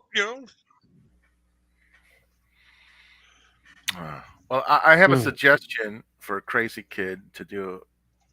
You know how Eli wants to collaborate with you and make great content? Yeah. Well, I think you should do at least one show with him. He already has. No, one additional. And I think you should talk. I think the topic should be about the Filipina P, because Eli's taking the side that she's manipulating thirsty men. I think you could have a back and forth on that. Well, we already had a back and forth on that on RJ's channel. And it ended up going on to Reality Check Files channel. And even though Reality Check Files said, hey, I got a point here, I got a point there, I got a point here, I hammer a good point here and there. Having to argue with it, or not argue it, but debate that same topic over and over with him. I've said it before. You can only beat that horse until it's dead. It's not going to get any deader. And he's never going to change his viewpoint on what thirsty beta males, and continuously call her audience thirsty beta males. And the thing about it is, as a so-called and self-proclaimed half decently intelligent person, I don't want to deal with that kind of stress. As far as I'm concerned, like the more I see how he says, we shouldn't be attacking each other, we should be loving each other, and then all of a sudden fucking do this and attack somebody's audience was just totally, and I agree, savage. Yeah. And that's not going on my channel. And Crazy Kid's very particular about who he wants on his channel. Yep. Yep. So does that mean you're not going to? If I put somebody on my channel, they're the type of person that I would sit down and have a coffee with. Yep. So are you still friends with Eli? Well, we're not, at war, I don't think. And if we are because of what I'm saying on RJ's channel, so be it. It really doesn't bother me, because I won't deal with a person who is going to constantly attack somebody baselessly. He doesn't watch her videos. He's never watched any one of her videos. And he just attacks somebody. All right. Well, that's stupidity in my all right. eyes. Well, I have another idea because you're right. You're right on that. That he doesn't really know what her channel's about. But what about you just have a conversation about the larger issue of the uh I think what are the younger guys calling it? The passport bros? Yeah. Mm-hmm. Why don't you just have a conversation about that, about the desire by a lot of men. It's probably a fantasy for like 90% of the guys who are watching this content. It's just a fantasy. They'll never act on it. But there is a lot of interest in the idea of going abroad and finding a wife. Maybe you could just have a conversation about that since you're one of those guys. Well, like I said before, we've had that. Like that was in that content that when we talked about, and he said the thirsty beta males for the first time. That was part of the situation. We were like, yeah, as much as I would like to go over there, getting a relationship isn't my first priority. My first priority is my health. Okay, that is my number one priority, my health. Get myself back into a weight class that is a lot lighter than what I'm in. Mm-hmm. Like lose some weight, exercise, eat right, whatever like that. I can do that here, but over there, at least I won't have to deal with the rising and falling of the barometer like a zipper going up and down. Mm-hmm. Like, and that's when my bones start really aching really bad. And, all my sports injuries come back and haunt me, and that's when I'm in a whole lot of pain. Okay, is in the spring and the fall when the weather fluctuates so fast. Well, but it's a shame you can't even. You said you can't even make a trip outside your province. Yeah. So, like if my books start selling to the point where I can make my own income and make my own way, yeah, I'll be on the first fucking flight out of here. So, for those, if anyone has just joined us, I've put her link in the chat, so you guys can check her channel out and see what all the fuss is about. Because this guy is trying to say, "Oh, she's just Abusing. exploiting the beta male market." The worst thing I've seen her do on that, if you're going to accuse her of that, Mm-hmm. was she had a couple videos of her in a swimming pool with some other girls. Yeah. So there was 4 girls in a swimming pool. Okay. Yeah. But here's the thing, okay? When you look at those videos, for a couple of those videos, most of their bodies were below the water surface. They were like neck up or just shoulders up. Okay? That's true. That's true. So the water blurs any type of body recognition whatsoever. Mm-hmm. So that takes that out of the equation. Mm-hmm. Okay. There was a couple of videos one video where one of the ladies was, one or two of the ladies were up a little bit higher, and they were like, from the belly button up. But, like that's no different than walking down the beach. Okay. So are people to be expected to, like if they're walking down the beach to say, oh, well, I can't video you because people are going to say that my content is now serving the beta male market, and I'm going to get dinged because, all this. No, that's natural. People are in a pool, they're wearing a bathing suit. And anybody who attacks somebody for wearing a bathing suit in a swimming pool, to me, is a fucking idiot. I was just playing devil's advocate, as that was about the most salacious thing I saw. But you know what I mean, though. Like anybody who attacks somebody who's wearing a bathing suit in a swimming pool, total idiot. So, and two, I mean, this woman even promised her mother, and you can go back and watch this, and I think you know what I'm talking about, Crazy Kid. She promised her mother, when I get big on YouTube and I make more money, I'm going to build you a house. And she did. That's every Filipina's dream. Yep. Mm-hmm. And she did. I got a question in here. America's First. How many times did you watch those videos, Crazy Kid? Once.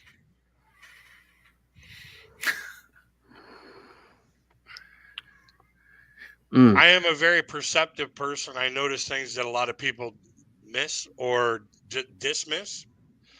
So when it comes to noting, certain things in a video, I pick that kind of stuff up real quick. Mm-hmm. Well, Drew, it's not that's technically not true. Eli can have a healthy conversation as long as it's on his terms. If it's not on his terms, then he'll go into attack mode. And as soon as he goes into attack mode, it's hard to pull that pit bull back. Oh yeah. Yep. And Joe Buddy used to have a channel. Yeah, but my wife complained I was spending too much time on YouTube. I know. When Eli, did his little doxing thing on me, I was like, my wife hates it anyways. What am I doing? Oh yeah. I remember that. He doxed Joe Buddy. But I was making fun of him, so Eli was just protecting his brand, Crazy Kid. Yeah. Just protecting his brand. It's all fair, Crazy Kid, because somebody was giving a viewpoint of him that he didn't like. They were telling him the truth then. Well, I was telling my truth. Eli has his truth. We all have our truths about ourselves. But I wasn't always hanging out or not always like attacking Eli. Like, I have an interview with him, and I put up most of my videos to unlisted, but I have a video where I was interviewing him, and he was telling me that he has a special technique for releasing stress before he live streams. And it's what guys do when they're watching porn, Crazy Kid. Once with the right, twice with the left. Once with the right, twice with the left. And I was like, "Are you serious?" And he's like, "Oh yeah, it's all natural." It's this. So Eli, he's kind of Oh yeah, you showed me that video. He likes to rub one out before a live stream. So it doesn't take much effort to mock the guy, and he doesn't get it. He doesn't get it. It's like, it's like a low-hanging fruit. He sets himself up, and it's not me. How many people make fun of him? Dozens and dozens of people this year alone have made fun of him. So in other words, he plays t-ball. He tees himself up, and somebody smacks him down. Pretty much. He's just begging for somebody to insult him. Oh man. And people do. Yeah, like that's why everybody called him Cuck, and I mean, Joe Buddy had this series on his channel called Days of Our Live Streams, and he would document. He would document different things. You should bring that back, Joe. Those were classic. Yeah. What part of my wife hated me on YouTube having fun without her?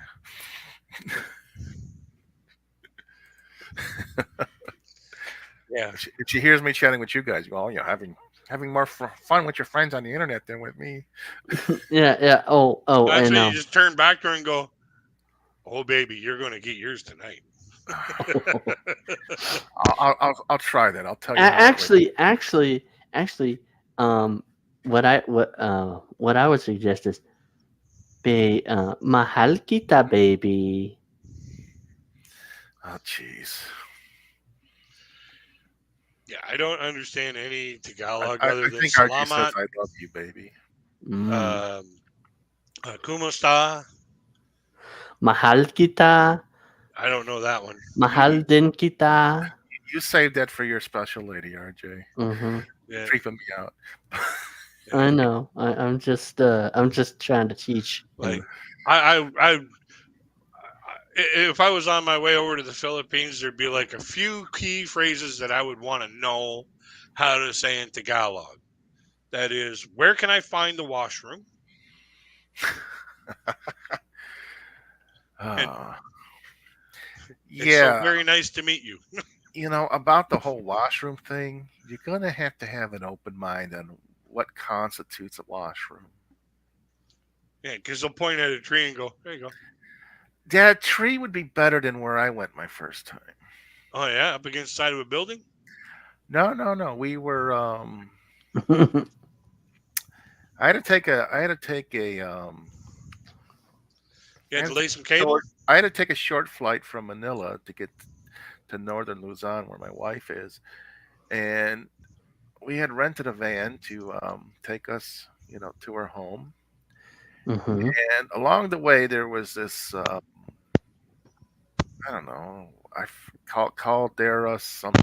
Now I forget the way to say it in the Filipino language.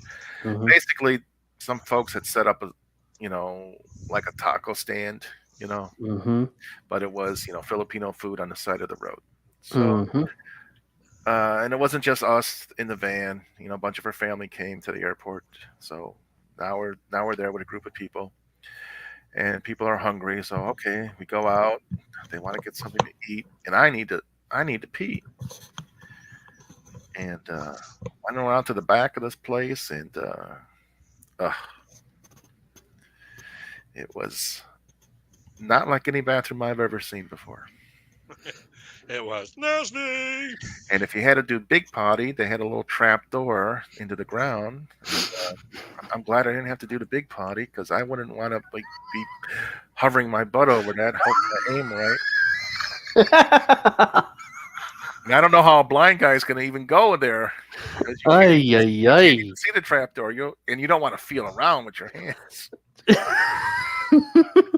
Yep, that's where it was. Slip, slip, slip. I'll just cut out with brown fingers. Oh man, I Oh, you want to talk about brown fingers? So one time I was in a Walmart. They're not a Walmart, Woco. uh, Before they closed it down and built up that area for Walmart and Superstore and shit like that. But I went into this Woco, and I was going to a party, and I knew I was going to get some, bing bang, bing bang, So I bought some condoms and I bought some chocolate bars because I was getting kind of hungry. I needed a snack. So I get through the checkout, and all of a sudden I was like, "Oh, there's the washroom. I may as well go to the washroom. Empty the load, and, empty the load of shit here, and freaking away I go." I'm sitting around the can, and about 5 minutes later, this dude comes in and sits in the stall next to me. Well, when I don't know if RJ's ever told you, when I get an idea in my head, hmm. it comes shooting out like it's on a water slide. It comes shooting out the gaping hole in my face. Or if it's something action wise, I just automatically do it.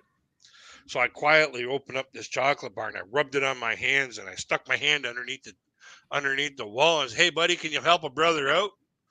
Well, this dude, I bet you he was about 75 years old, damn near had a heart attack with his pants to his ankles, sitting in the freaking bathroom next to me. He gives me the paper. I do, whatever I got to do. And I'm up washing my hands, getting the chocolate bar off my hands. And this dude's still freaking just bawling his ass off, laughing his nuts off. Like It the scene probably, from, is it like the scene from Caddyshack with Bill Murray? I did this in, was it 1970 or 1986 when I first got my license? But yeah, Mm. You almost gave an old man a heart attack. almost gave an old man a heart attack laughing his ass off Mm. for putting chocolate on my fingers and going, "Hey, buddy, can you help a brother out?" Mm, my But yeah, God. I just every now and then I hear that old man laughing in my ears again, and I'm like, oh my God, I can't. Fuck. Can't believe you heard that. So, no, I can't believe I did it. Well, Shit. I made that guy's day. Mm. Oh yeah. Well, actually, if you remember, Joe, JB Gunner did that video when he was in SeaWorld. The Hunt for Big D. Yes. That was a funny video. You know, RJ, Eli's not going to appreciate you laughing at that. I don't care. He and the Big D aren't together anymore. Oh, that's true. That's true. Yeah. But you're gonna have to tell. I'll tell Crazy Kid. His first girlfriend, her first name was Dana, so D, right? Yeah. And JB would always call her fat. She was slightly overweight. She was not fat, but JB Gunner, he called her fat. And he goes to SeaWorld and he's like, I'm on the hunt for Big D because she had gotten mad at Eli about something and said, I'm not doing YouTube videos with you anymore. Oh. So JB's like, where'd she go? Where'd she go? And then he finds Shamu and he's like, I found her. And that was the hunt for Big D. And this is the type of trolling that Eli was subjected to way back in the day. Oh. No. Now he might be mad at me because I trolled him too, but I never did anything mean like that. That was, that was on a whole nother level. Yeah, when you refer your dating partner to a killer whale, to an orca, oh, that's stepping way across the line. That's being shot across the line like in a cannon. Right. Yeah. So this is the type of trauma that Eli has been exposed to over the years, and I think that he's caused upon himself. To a certain extent, he's caused it, but to a certain extent, I think it just once it got to a critical mass, it was beyond his control. Mm. Man. Well, and not to mention, just the fact that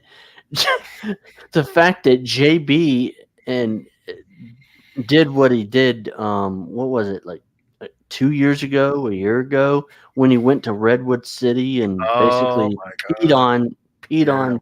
Yeah, that was awful. Basically went to Eli's father's grave and urinated on his grave. And he videoed it. Oh. Like, it was horrible.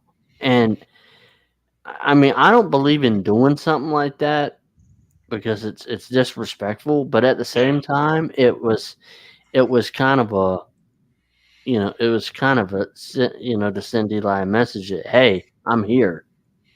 Yeah.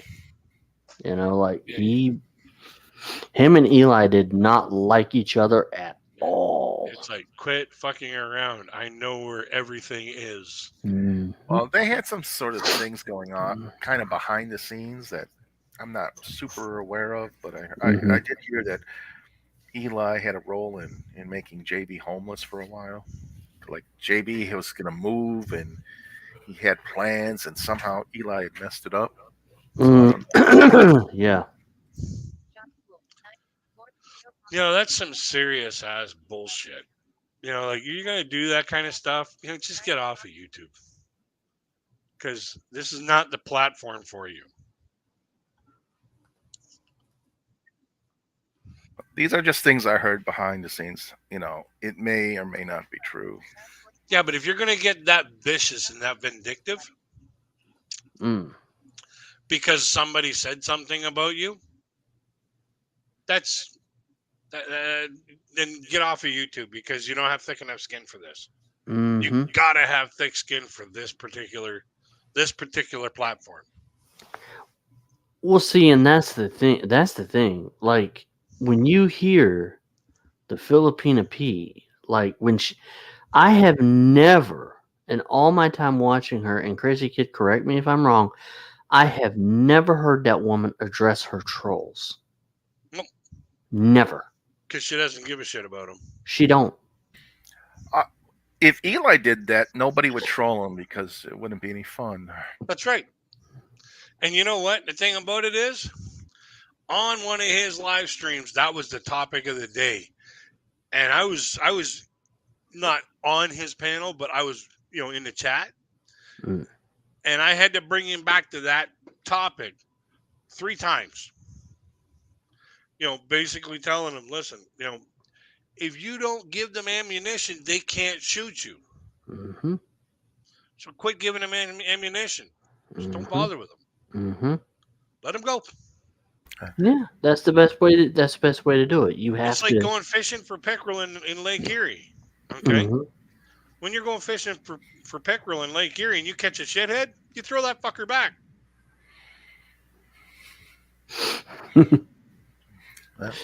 Eli has not. He's not grasped that concept, or he doesn't have the self-control. I don't know which. Mm. Probably doesn't have the desire to lose the viewership that the drama causes in order to let that shit go. If you look at Eli when he's streaming, he's so focused on the chat box. It's crazy. Well, it's good to be engaged with your viewers, okay, to a point. As long as they're keeping in context with the topic that you set out, especially when you're supposedly running a "I'm helping you" channel. You should stay on your topic. No, this is what Eli does with his chat box. Drew L says Eli tried to hire a hitman, right? Shan, yep, Drew, he did. Carl Rock, Shan, that's why I'm here. Drew, a whole 50. Shan, right, Drew?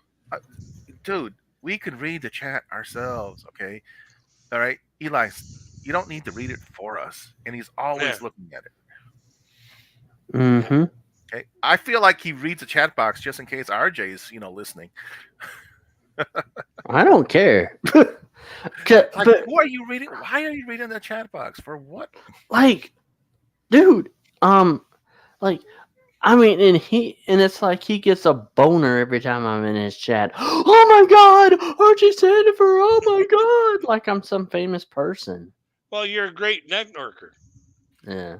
You're a great networker. You RJ bring just say together. That's right. He'd have you on every show.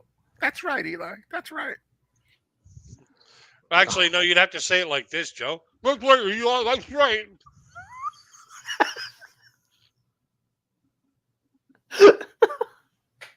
Oh God, here we go again. But like I said, no filter, man. Mm-hmm. My God, but don't open the door for me because I'm coming through. Oh yeah, and I when that video comes out from Reality Check Files. So he's making a video about what Eli said last night about P. Apparently so. Apparently so. I just have a feeling. Because he did it last time. I have a feeling he'll do it again. Oh, he did it. He did it with quick fashion too. Oh yeah. Crazy is the new EDP 445 by doing that. What's that? What's a EDP 445?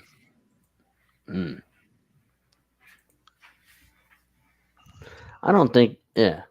But see, that's the thing, though. That's what makes Reality Check Files channel so good, because he goes after unethical behavior. Yeah. And most of the people that he profiles on his channel have been people who have attacked the Filipina P. Well, not just. Well, and Rue Beauty. Yeah. But he goes after channels that attack other channels. Mm-hmm. Yeah. Like, look at when he should not be named went after us and called us what he called us. Yeah. Reality Check Files freaking shut his ass down. Mm-hmm. In quick fashion. Yep. He did. So y'all go check out Reality Check Files. He's a great channel. Y'all subscribe to him. Hit that bell for all notifications, and let's show Eli that, hey, you ain't the only one that knows about these YouTube streets. There's other people that know. Yeah. Like if I'm gonna try and learn something about YouTube off Mm-hmm. of somebody on YouTube, Mm-hmm. it's gonna be somebody who's got a big channel. B, has got content that I'm gonna appreciate. C, their content is focused in the direction that I want to go. And D is informative enough for me to build my channel with their instruction or with their pattern for the audience that I'm trying to entertain. So, am I going to go after, or am I going to look at somebody's channel who can't keep on topic of the video that they're making, or am I going to look at somebody's channel who constantly maintains the topic of the channel or topic of the video? Because when I click on a video to say, okay, you're going to learn about this, and then, I only see 2 minutes of that out of a 2-hour video, I'm going to be disappointed. Whereas, like that's why I say the channels you really want to watch about building YouTube channels, Nick Nimmin, vidIQ, Mm-hmm. and there's a whole bunch of really good YouTube business building channels out there. So, if you check those channels out, you'll start seeing, another one is Channel Masters, but it's no longer Channel Masters. It's Nate Black. Yeah. Nate Black is the guy that you want to look for. Mm-hmm. Another one was vidIQ, Nate Black, Daniel Batal, excellent content creator, does excellent videos about creating videos, whether it be the use of certain programs or features of the programs, or how to, new things that are coming out in YouTube that may affect your channel. Another one is Primal Video. Oh yeah. They do all kinds of great stuff on that channel too. Mm-hmm. So, if you're looking to build a channel, those are the channels you watch. You don't watch somebody who says, oh, I saw that idea that you have, but that's not going to work because people aren't interested in that. Just because you're not interested in it doesn't mean other people won't be. See you later, Carl. Nope, and that's true. That's true. Well, there's a lot of topics on YouTube, so people have all sorts of interests. Yeah, like there's topics ranging all the way from crafts to crap. Like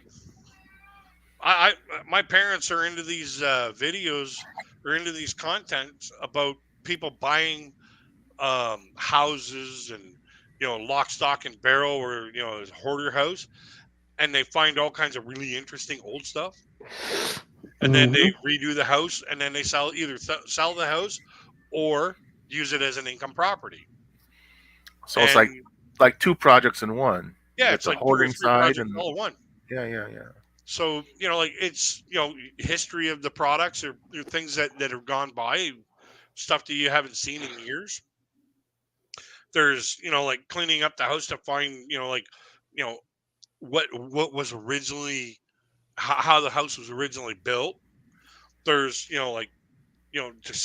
just the whole showing that like this person's journey from A to Z on this project. You're making me think, why doesn't Eli talk about property?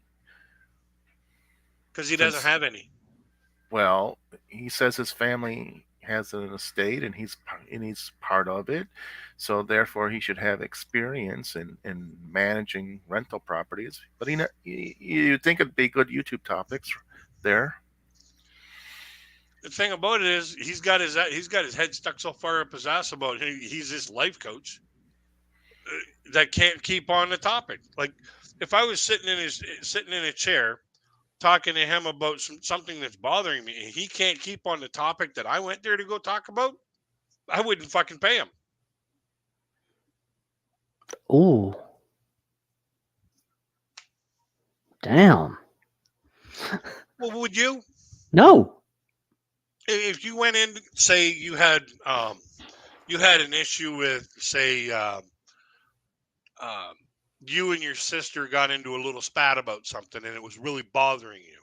Mm-hmm. And all of a sudden, he just started rambling off at the mouth about how you shouldn't be trolling people on the internet and blah blah blah blah blah blah. Mm-hmm. Would you pay him for the help that you're getting? Because you're not getting any help. No. So why bother paying? I would probably just get up and walk out. Yeah, and then not pay him. Well, yeah. Because you didn't provide any help that I came here for. You're not providing anything for me. Why should I pay you? And that's the reason why people fucking don't watch his videos.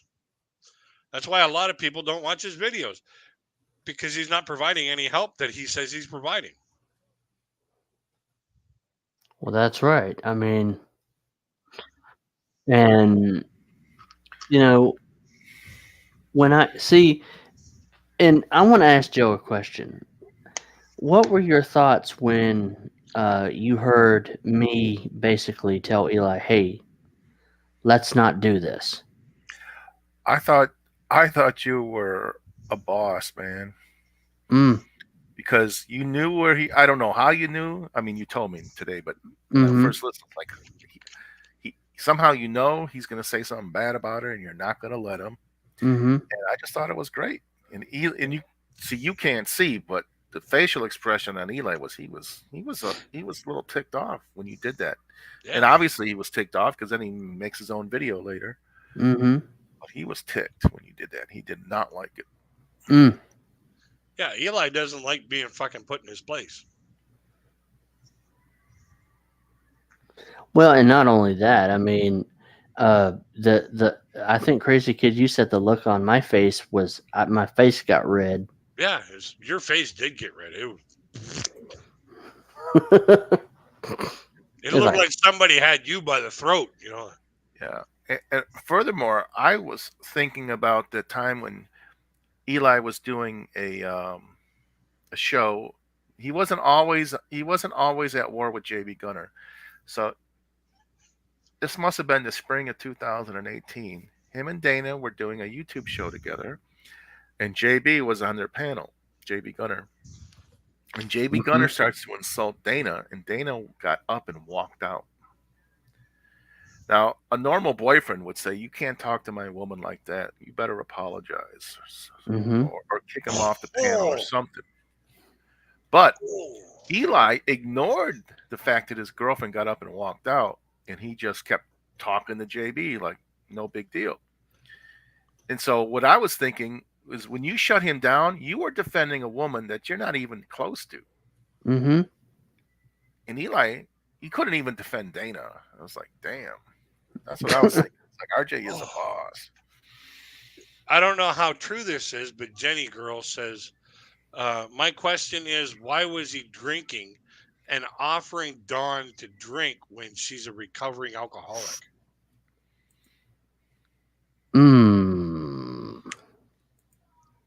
If that's the truth about Dawn being a recovering alcoholic, I don't know anything about that. I don't know if Dawn has given up drinking or not. Then that's just freaking rude. I'm completely ignorant. I don't know. I'm completely ignorant too. But if that is the case, that she's a recovering alcoholic and he brings booze into the motel room and offers her one, I have never heard. Oh, I have never heard Eli say that Dawn is trying to quit alcohol. I've never heard it. So maybe she still drinks. I mean, she probably does if Eli offered her one. Yeah, but either way, I just saw that and I was like, oh my God, if that's the truth, that's a total dickhead move. Well, I am going to give Eli the benefit of the doubt in that she's not trying to. Yeah, I'm going to do the same, but I would I would not want to be the person to freaking do that. Fuck. Okay, so Sarah says she had a beer this morning on camera. All right, so let's just assume that she's not trying to quit. Okay, but like why put in that kind of speculation? Eli and Dawn, they did come out that she had some driving under the influence, and I don't even know if it was alcohol or something else. That I don't know the story. Yeah, whatever. Just drop that subject. There's enough true stuff that Eli just tells us. That's funny enough. Yeah, but yeah, when it comes to like the whole situation when Eli freaking went off on the beta males. Yeah. Yeah, it was like, seriously, dude, you're gonna bring this shit back up again, and you've been squashed twice about it. How many months has it been since you've been watching Eli? 3. Okay, so before he met Dawn, he was complaining quite often that dating was hard because of beta males. He said the beta males were simping so hard that it was making his dating life hard. Somebody in the chat box maybe can tell why. I don't remember the whys of it, but they were simping so hard, and Eli was complaining. So Eli's been bad mouthing beta males for a long time, and he's taking their behavior personally, like it's affecting him. Yeah. Well, and you got to think, like he even did a video where, well, I was actually doing a live stream and he actually came on and, was cussing me out, calling me a blind faggot and everything like that. And Joe Buddy actually came onto the stream and basically chewed Eli out. You remember that, Eli or Joe? Vaguely.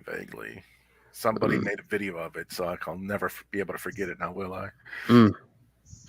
Mm-hmm. Yeah. But yeah, in Eli's defense, now when Eli gets upset and he calls RJ that or other people names, he says, well, it's not my fault. You clip things out of order or you triggered me, and it's your fault that I said these things. So that, yeah, I'm gonna play devil advocate since Eli's not here. Okay, if somebody triggers me into saying something that I should not say, yeah, I'm gonna fucking own it though. I'm gonna say, yeah, I was triggered. Yeah. But the thing about it is, for me to say something while I'm being triggered, there is a whole lot of truth to it. You can ask RJ about that, about freaking numbnuts. Yeah. Oh yeah. Well, Like, I don't hold back when it comes to like letting somebody know exactly what I feel about them. I freaking tell them exactly what I feel about them. Oh yeah. Well, I'll say something about Eli. If he embraces his inner asshole, and he just let it all come out, and he became Angry Eli, and that was his regular content, his channel would explode, and he'd actually make money at doing it, because that is what people are tuning in for, hoping to see it every stream. Yeah. People are looking, waiting, watching for him to just blow his fucking fuse. Right. So if he became Angry Eli and just did that for, even if it was just an act, I don't really think it would have to be an act. All Eli would have to do is purposely, talk about something that pisses him off. He should just own it and say, yeah, Angry Eli is a draw, and people want to see it. And you know what? It's something that when I was watching like the YouTube help channels when I first started into YouTube, you could tell when somebody. Cab, you please. turn Nightbot on. You can't turn Nightbot off.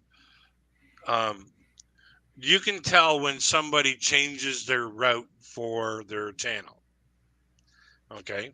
And changes it in a drastic way.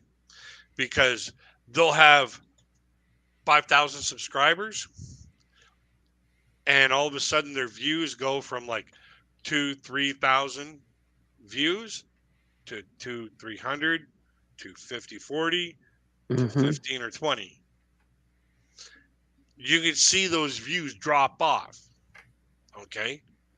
And then when they start going back to the old content, that's when their views go back up again, because that's what the people tuned in and subscribed for. My channel, people tune in and subscribe for the fun. They subscribe for all the friggin' comedy routines that I do. And since I've been doing a lot of live streams, they see me on the live streams. You could have the best comedy routines with Angry Eli. Oh, I could have the best comedy routines reacting to Eli. Well, that's true. But if you were like with him, you could like, it would almost be like you could be the straight man and Eli would be the crazy man. You know? Yeah, but I don't want somebody piggybacking off of me. No. And then have to split my freaking work with somebody who's not pulling his share. I don't know. Angry Eli's a lot of fun. Just ask the crowd if they want to see Angry Eli. Just ask the chat box. You want to see you don't want to see Angry Kid, because when this kid gets angry, shit comes down. Well, actually, I've never checked out your channel. Let me click on your link here. If you want a really good, want the video I'm most proud of on my channel, it's Adventures in House Sitting Remastered.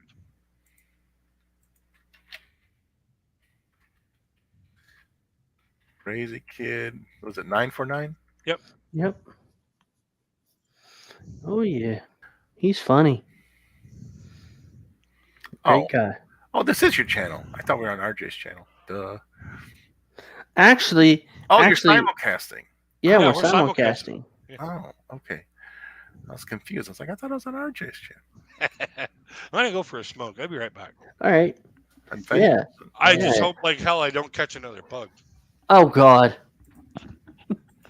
It would be horrible if that happened. Yep. Basically, StreamYard made a feature to where you can stream another person's live stream to your stream. You can basically restream.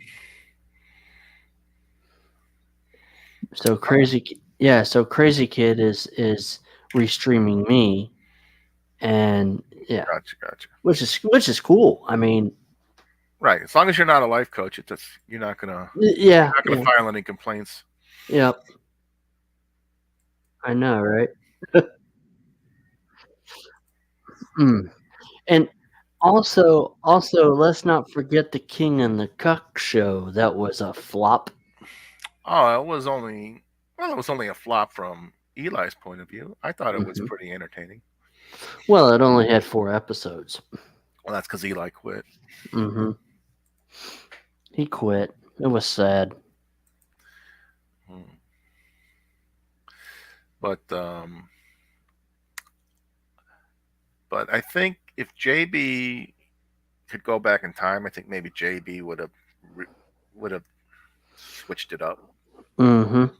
Because they would each put in their PayPals and see who donated to them, and JB was triggering Eli saying, "Oh, I got $100 donation. Oh, I got another $100," and I think JB was just effing with Eli. Yeah, he well, and now JB's doing true crime and some other stuff. Right. But that's why Eli quit, because it's like, you're making money and I'm not. This is stupid. I'm out of here. So JB just agreed to share the donations. I think they would have kept doing the King and the Cuck. Yep. Well, see, and a lot of people don't really know what goes on in our community. um, you Well, know, it's it's small and it's stupid. well, yeah, that's true. That's true too. And Eli, one thing Eli will say about me, and he'd be a fool not to. He's like, RJ's a great networker. He can network with a lot of people. He knows how to do it. Well, yeah, duh. Mm. Hey, why do you think RJ? Why do you think Eli's always so big on? I want to collaborate with you. I want to make great content. Why don't you just make your own content, Eli? What's his deal with always trying to collaborate with other people? I have no idea. I think it's because he's insecure. He's insecure. He's trying to collaborate with others so he can say, see, I collaborated with this person. You know, because he can't, like, he needs, I think it was something that Raleigh Jones said. He wants you on his channel, RJ, because you're entertaining and you both, he, he thinks that with you on his channel, it'll help his channel. That's what I think. Okay, maybe. I don't know. Mm. I mean, he's a life coach. Mm. So when you go on there, you just like talk about the old times and stuff. That's not really life coaching. Mm. Well, I mean, I've to be honest with you, I've been staying away from his channel a lot lately because I'm doing other stuff, and plus I've been hanging out with other channels as well, not just his. Yeah, and there's some girl that you got introduced to in real life. Is that the girl that you said you're interested in? Actually, we didn't actually meet in person. Um, my friend from church introduced us.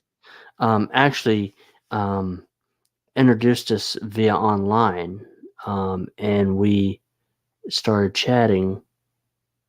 Um, Yes. So how old is this girl? she is 29. Ah, yeah, She's turning 30 January 20th. a younger woman. Okay. Hmm. Yep. But, it's and I don't see how Eli can really give advice on relationships. Oh, maybe because he's in one, but Well, that's about it. But I've been in relationships before, but I wouldn't want to tell anybody about how to get into the ones I was in. mm, There's a reason why I'm not in them anymore. yeah. Ah, Mrs. Coss here. Yeah. Mm-mm-mm. Yeah, Mrs. Cos. She talks about you a lot behind the scenes. Oh yeah, She's a fan, RJ. I know she is. Yeah. Both of the Cos are a fan. Oh, remember the time when Eli um was accusing Mr. Caw of stalking him with a PT Cruiser? Yes, that's a famous story. Oh my god. See, there's a lot of stuff, crazy kid, that you don't know that this community's had to endure. Like So in we've other words, he's a bit of a paranoid schizophrenic. You know, I think the only person that's properly tell the story would be Mrs. Carr. I don't know if she'd want to come up, but I think if you want to hear the story right, she's got to tell it. mm,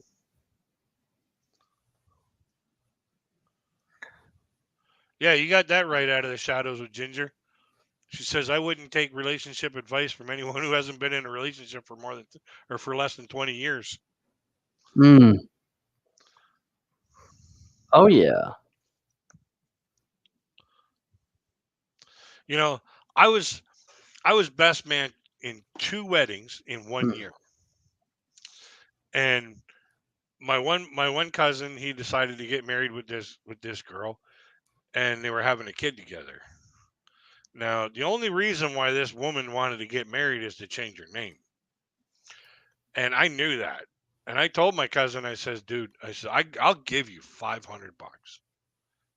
Take you to Windsor. We'll go to the casino. We'll have fun. Say no. Year and a half later, they were divorced because she was screwing around on him. The second wedding that I was in, that I was best man for, was my best friend. And he, when we were in the room, all done up in our, you know, Sunday best, the tuxedos and everything like that, he was looking all kind of nervous, and he's like, I don't know if I can go through with this. And I was like, dude, I said, if you go up there and say no, I will beat the shit out of you right in front of everybody in the house of God. This is the best woman you have ever known for you. Wow. This year, on the 23rd of this month, they will be celebrating their 20th anniversary. They have 2 absolutely wonderful children, Mm-hmm. and they are more in love now than they were back then. Damn. Oh yeah. But like I said, I told him, I says, if you say no, when the preacher asks you, do you take this woman to be your lawfully wedded wife? If you say no, I will beat the shit out of you right there on the spot. Pardon me for a moment. RJ, can I give Mrs. Scott a link? She wants to tell the story. Oh yeah, go ahead. Go ahead, Joe.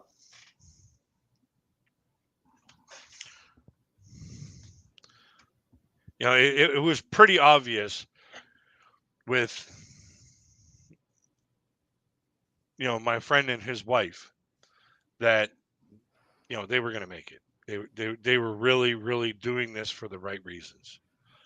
And today, like, they're still happy. They're still, very much in love with each other. And you know what? I tip my hat to them. And it was kind of funny when we were trying on tuxedos. They kept asking me for my advice, and I'm like, "Hey, I'm just here to model against the groom for the for the ushers against what the groom's going to look like. That's all I'm here for. You don't get my advice." And they're like, "Why not?" And I said, "You could put me in a fucking gorilla suit, and I'll wear it." And they were like, "Oh, really now?" I said, "Yeah, but you're the ones who got to deal with the pictures." Oh yeah. Can you imagine? You got bride in a very beautiful wedding dress, groom in a tuxedo, all the bridesmaids and maid of honor in nice, beautiful dresses, all the ushers in tuxedos, and some dude in a gorilla costume Mm-hmm. in the wedding photo. Explain that to your friends.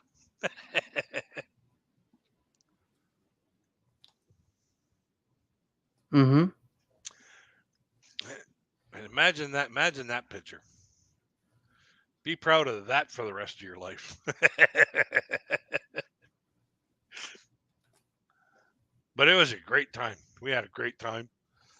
And we've had great times ever since then. Mm-hmm.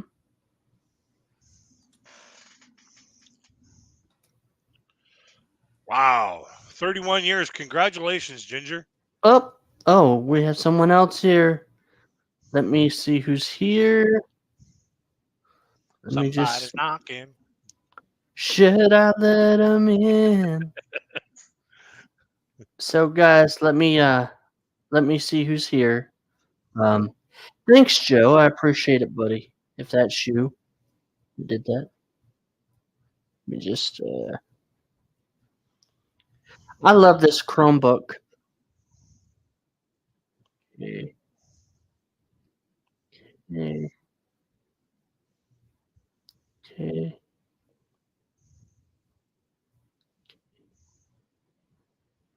Okay. Thank you, Joe. Appreciate it. It's Mrs. Cobb. Hey, Mrs. Ka. Hi, RJ. How are you? I'm fine. This is Crazy Kid. Crazy Kid, this is Mrs. Ka. Howdy. Hi there. Does my phone sound okay? I have a new phone. Does it sound weird? Oh, it It sounds sounds, awesome. it sounds good to me. Okay, that's good. So the PT Cruiser, do you guys want me to tell the story real quick of ahead. why Eli thinks that my husband stalked him in a PT Cruiser? Yes, go Um, ahead. So, years ago, this was like during COVID. It was the summer of COVID, and at some point, Eli was threatening a friend of ours that he was going to call CPS on her, and she had family in the Bay Area, and he started to believe that she was stalking him in the Bay Area. And so he saw a PT Cruiser and he said, "Oh, I think that's so and so. She's watching me from a PT Cruiser." So I told a mutual friend of ours, I said, "Listen, we were all listening to him on a chat, like when he was walking around the park saying this." And I said, "Listen, send him an email and tell him it's us." Because we live about 4 hours from him, like 3 or 4 hours. And I thought it would be funny, and I didn't think he'd believe it. So lo and behold, he did believe it. And at the next time he walked, he passed a PT Cruiser that was pulled over, and he went up to there was a guy that was playing Pokemon Go in the PT Cruiser, and he had 3 phones. Like, I guess you use multiple phones when you play Pokemon Go. I don't know. He had 3 phones, and he went up to this guy and he said, "Are you Mr. Ka?" And the guy was like, "What? No." He goes, and he starts to tell him who he is, and Eli interrupts him. Now, the reason I remember all this is because we have it on tape, and or we have it on video. Jamie has it, and he plays it periodically because it's really funny. And so this poor guy, Eli starts talking to this guy, and he's like, "Yeah, I see that you he had said something about the PT Cruiser." He goes, "This looks like the guy that was stalking me in the PT Cruiser." This is what he said before he goes up to the guy. And the guy's like, "Yeah, I heard you talking about my PT Cruiser." I guess thinking maybe Eli was interested in PT Cruisers. Eli's like, "Oh, no, I just wanted to know what you were doing." And he's like, "Oh, I'm playing Pokemon Go. This is a Pokestop." And Eli's like, "Yeah." You can see, like, "Yeah, right," buddy. Eli didn't believe him. And so Eli walks away from the guy and he goes, "I just met Mr. Ka." He goes, you guys are done. He goes, "I'm being stalked by an ex-cop." My husband is an ex-cop. He's like, "I'm being stalked by an ex-cop." Meanwhile, I'm watching this live at home. I was recovering from surgery. I had osteomyelitis in my spine, so I couldn't move. And I'm frantically texting my husband, who's at work about 30 minutes away. I'm like, "Oh my gosh, Eli thinks that he's meeting you right now." And so my husband immediately sends his location to Jamie. He's like, "Dude, that's not me." And Jamie was like, "Yeah, I know." Because he was accusing Jamie of setting the whole thing up, basically.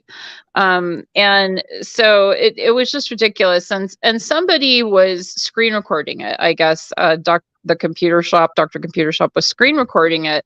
So Eli pulled the stream down immediately after he turned the camera off, but there was a recording of it and it was sent to Jamie. So ever since then, Eli has accused Jamie of screen recording it because he knew that we were down there. That's his proof that was us. And the problem with Eli is he literally believes everything that people send him in emails. He believes my husband's name is John Lee and that he's Asian. My husband's not. I mean, there's nothing wrong with Asians. Our children are mixed Asian, but he believes my husband is Asian, and I'm not sure how he came up with that. Somebody told him that, and he's believed it ever since. So he thinks my husband's name is John Lee Ka, and that he's an Asian guy, and that he was some defunct cop or something like that. It's none of it's true. It's not even close to who my husband is. My husband's interesting. Like, if he did know who my husband is, actually was. There's plenty of like interesting things about my husband, but that is not one of them. Being John Lee Kaw, defunct cop, that's not him. So that's why when you see my husband, sometimes he'll have the name like John Lee Asian Kaw Cruiser. That's his one of his screen names. But the whole thing's ridiculous. So basically, it's one of those moments like, here, man, take it. Yeah, it was surreal. And what's really surreal is that Eli continued to tell the story year after year. It was his he would make people feel sorry for him. He still does it. He still tells people that somebody came and stalked him at the park, and I personally don't think he could really believe that. I mean, but I think if he admits that it's not us, then he loses that credibility. And he loses that sob story for people to feel sorry for him. Like, oh my gosh, poor Eli, somebody stalked you at the park. No, I admit that we had somebody send an email, but I did it as a joke. I thought it would be funny. I had no idea that he would think it was real. Like, I honestly, at the time, it was probably kind of mean. I didn't know he was that paranoid. I'm going to be honest with you. That's the other thing, is I did not realize he was that paranoid until after, like, years went by, and I was kind of like, this guy's he really is paranoid. And I think he has said that he's been paranoid since he was a child, and that his parents actually had him evaluated because they thought it was weird. And so I think this paranoia is just not new for him. It's part of his personality makeup or whatever. And our latest thing with him, like, Eli just never stops being interesting, because once he got Dawn involved, it's like he's got this woman I was a registered nurse for 20 years. I worked with chronically ill patients. I worked with alcoholics, dying people. And I recognize a dying alcoholic when I see one. And Dawn is very sick. She's a sick lady. And people see her and they're like, oh, she's thin, she's anorexic. No, she's a very, very advanced alcoholic. Her body is messed up. Her metabolism is messed up. Her liver is messed up. Like, you can just tell the coloring, the way her little body is. Like, I alternate from being frustrated with her to feeling very, very sorry for her. So yeah, I won't say any more about that. But right now, Dawn is our fascination with him. We're very interested in the way he kind of enables the alcoholism and things like that. It's very weird. Well, you had me laughing freaking about that story about the PT Cruiser. Yes, yeah. So I would almost give it a title, call it the PT Loser story. Jamie has a video. It's called "Stalked by an Ex-Cop," and it is the video. It's the Eli video, but he has inserted a lot of funny music and funny clips, and it's a really good. He did a good job, but I don't think I think you have to basically ask him to show it. He'll show it usually if you ask him, but I don't think he's got it out there, because Eli would probably go after him for copyright or something. Yeah, that's one thing about Eli that Joe and Mrs. Kaw can tell you, is that he will flag channels. He will flag channels. It's the PTSD Cruiser. Ooh. Well, so my husband was offended that anybody would think he drove a PT Cruiser. So that was another thing. I rode in a PT Cruiser and I tried to hide. Well, you guys would probably get along then, because he couldn't believe that anybody would think he drove a PT Cruiser. So, the other thing people pointed out, so people were saying to Eli, they're like, well, the Kaws don't even have a PT Cruiser. Like, they haven't made that car for like 10 years. And Eli's like, well, they probably rented one. And someone said, well, where would they rent a car that's that's like 10 years old, and he's like, well, there's specialty places you can. I mean, I'm sure like there is, but that would be a really strange car for us to rent. The other thing that he did that was really funny, I forgot about this, is he got the license plate of this car, and he quote unquote ran the plate. He had somebody run the plate. Well, it was a vanity plate, and it had a heart on it. So those plates run different. My husband knows this. So my husband also ran the plate and discovered who actually owned the vehicle. And I'll tell what happened to that in a minute. But anyway, Eli had somebody run this plate, and they ran it wrong. And they came back that it was a Department of Forestry plate because it didn't have it. They didn't put in enough numbers, but they were not taking into account it was a vanity plate. So anyway, he also says that we stole that license plate from the Department of Forestry and put it on a PJ. I mean, it just gets like deeper and deeper and deeper. So that night, my husband ran the plate and actually called the guy that owned the car that talked to Eli, believe it or not. We don't talk about this a lot, but he called him on a burner phone and said, listen, I'm the guy that guy thinks it was. I apologize. That guy is really strange. And he texted him Eli's channel. He's like, you can watch him if you want to know what he does. And this is why he walks around in the park, talking into a fuzzball. And so and the guy was actually quite nice, wasn't he? He was quite nice. They didn't talk very long. He just said, I want you to know that he thinks you're me. It's not a big deal. Like, he's not going to hassle you anymore. Like, it was just, and the guy was like, I was wondering who that guy was. So, but my husband actually did talk to the guy. But anyway, so so he's been telling that Department of Forestry thing also. He's been telling that for years, that we stole license plates from the Department of Forestry. Oh, but what about the time where Troy Brewer, the whole thing with the Troy Brewer store? Yeah. And he's like, oh, I want to thank my sponsor, Troy Brewer. And then come to find out the guy was dead for like how long? 10 months. 10 months. Yeah. 10 months. Yeah. And I was responsible.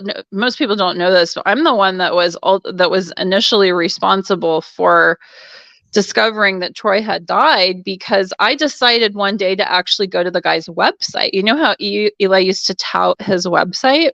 Mm-hmm. So for some reason, none of us ever went to the website, right? So finally one day I was like, I'm going to go to that website. So I go to the website and it doesn't exist. And so I told Jamie, behind the scenes, I'm like, this is kind of weird. This guy's website doesn't exist. And so Jamie was the one who started looking into it. And I got a text literally like the next morning, and it said, Troy Brewer is dead. I said, what? That's not possible, because in May, Troy Brewer told Eli to take a vacation or else.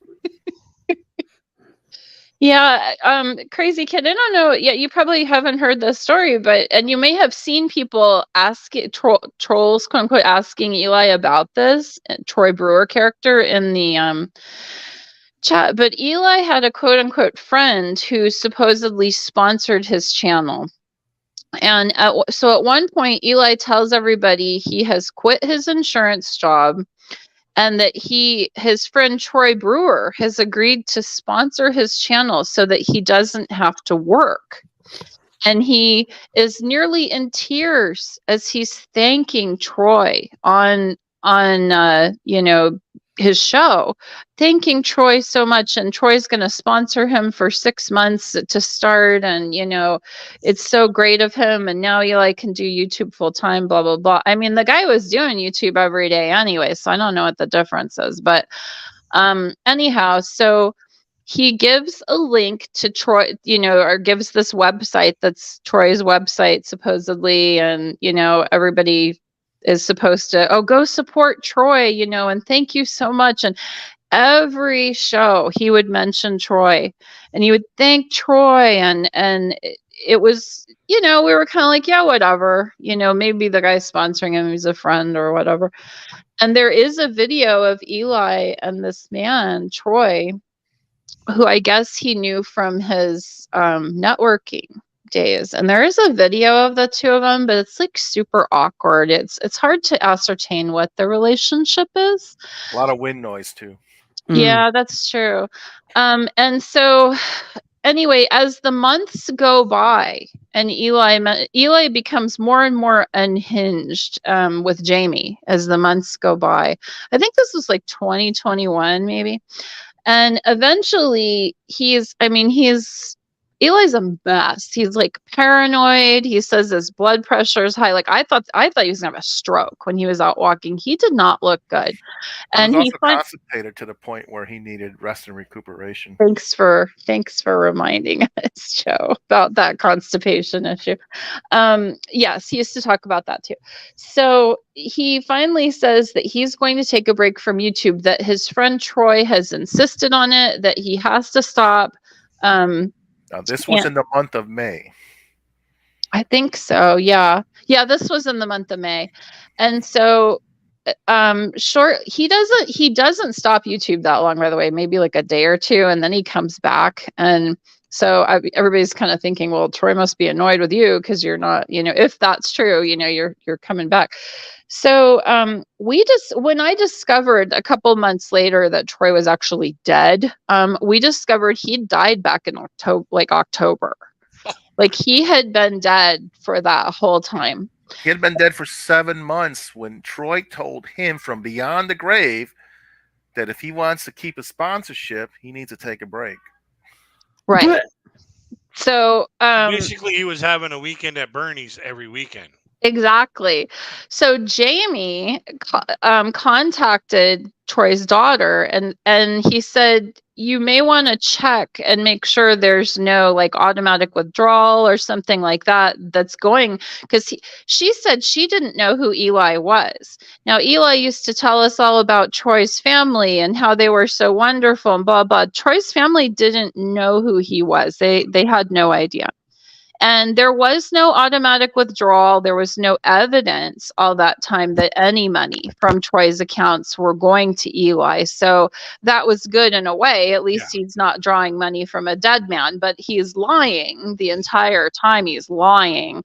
So, and one thing that was very sad was, and this is why my husband and I hate Eli. We both legitimately hate Eli. And I'm going to, this is one of the reasons why.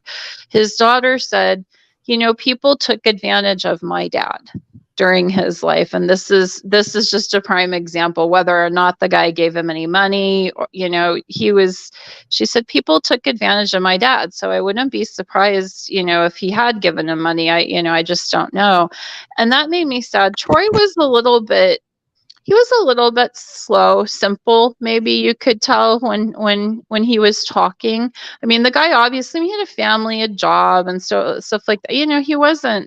He was obviously quite functional, but there was Eli gravitates towards people like that. Anybody with a little bit of a difference in their personality on the spectrum, whatever you want. If Eli thinks that he can manipulate that person, most average people see through Eli pretty quickly, but it's those people that can't. Those are the people that my husband and I know Joe Buddy too, we've always just worried that Eli's going to get his hands on the wrong person and either really hurt somebody by giving them bad advice, or the money, hopefully not the money thing. The money thing is also just as bad. He actually did life coach one person.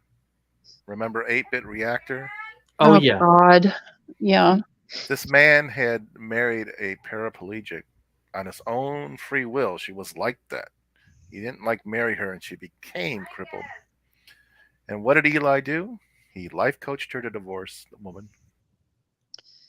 Yeah, that was a complicated situation. I ended up becoming friends with 8-Bit kind of behind the scenes because there was a lot of medical stuff going on with his wife, and I was a home care nurse for many years, so we were able to kind of figure out what the real story was. But yeah, Eli literally told this guy to divorce her, and he did.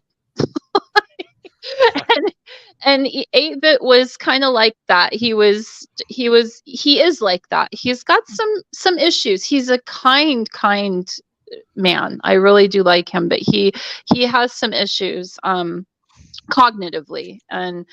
And you know, Eli, I don't know if he does it intentionally, but you know, people like that will take his advice sometimes. And he did. This guy literally, he did divorce her, like left immediately, and kind of did leave her in the lurch. So luckily for her, some other YouTuber like married her, and I think he divorced her too. She's not easy to get along. She's not easy to get along with, is what I hear. But anyway, that's kind of dangerous. You know, if you just tell somebody you don't know, you shouldn't be telling anybody to divorce anybody anyway. No. You just really shouldn't do that. That's just like no therapist would do that. No psychologist would do that. No life coach should be doing that. Nobody should be doing that. If you know, that can have detrimental, devastating, you know, psychological, monetary effects on people. That's just your opinion, MK. And It the is thing my about it is he spouted off out of the time that I've been watching his channel. He spouted off a number of times about, you know, oh, God given this and God that and God this.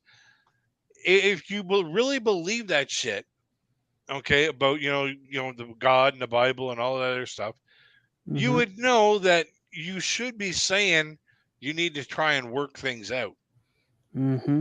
Right. Because the vows you take are till death do us part. In the Bible, it says God hates divorce. Yeah. And it's not just the Bible; it's the Quran. It's you know the one for I can't remember all the names of the different Bibles, but the Jewish Bible, the Protestant. There's like several different Bibles, and they all say the same thing: "Till death do you part, in sickness and in health, for better or poor, for richer or poor." You know. In God we well, and I do want to say, Anonymous Network, this is to help people understand why Eli and I are no longer talking. This is not just a bash Eli fest. No, this is a speak the truth, and this actually happened. These are things that happen. These are facts. Like we've known quote unquote Eli since 2019, 2018. Like we've known him a long time. Yeah, this is history class for Crazy Kid. Yep. And not only that, Mrs. Kaw, I mean, when he basically on my live stream tried to just attack the Filipina P. Well, not so much the Filipina P, her followers. Well, when you attack her followers, you're attacking her. Yeah, he's attacking her method as he sees it. And she's not doing anything wrong. And it's all because she has 200,042 subscribers. Yeah, 242,000 subscribers. Yeah. Well, let me tell you, Eli is not smart. He's very simple. Eli sees, you know, these very simple concepts. He learns them along the way. So one of the concepts that he's learned along the way when he was kind of following the MGTOW community, red pill community, and yeah, I know they're not the same thing, guys, I'm aware. But anyway, he was the beta man concept. And so that is a concept he will throw into any situation, whether it applies or not, because he's simple and he doesn't know how to discern whether or not that's actually the case. And in my opinion, it was erroneously applied here. Even if you subscribe to men being like wolves, what is wrong with being a beta male? How could you have an alpha without betas? Yeah. You know, there's one alpha, then everybody else is a follower. So what's the problem? Yeah, the biggest, like I said at the beginning of the show, the biggest problem about the whole No, you're not blocked. alpha, beta, omega, zeta is it's a hierarchy that where one person can be the alpha, but the person that says they're the alpha really isn't the alpha. Well, not in this case, for sure. Mm. If you Well, have to say you're there's a alpha, bunch of cases. There's a bunch of cases where there's people out there saying that they're the alpha. You have to listen to me. You're the beta. You have to listen to me. yeah. So Mhm. my husband, in my opinion, my husband is an alpha, and let me tell you why I know this. Because when he enters a situation, when he enters a room, people always look to him to solve the problems. He's a leader. He's a leader, and he's a natural leader, whether he wants to be or not sometimes, but he is a natural leader. There, it's just the way he carries himself. He's not aggressive at all, but we know he's an ex-cop.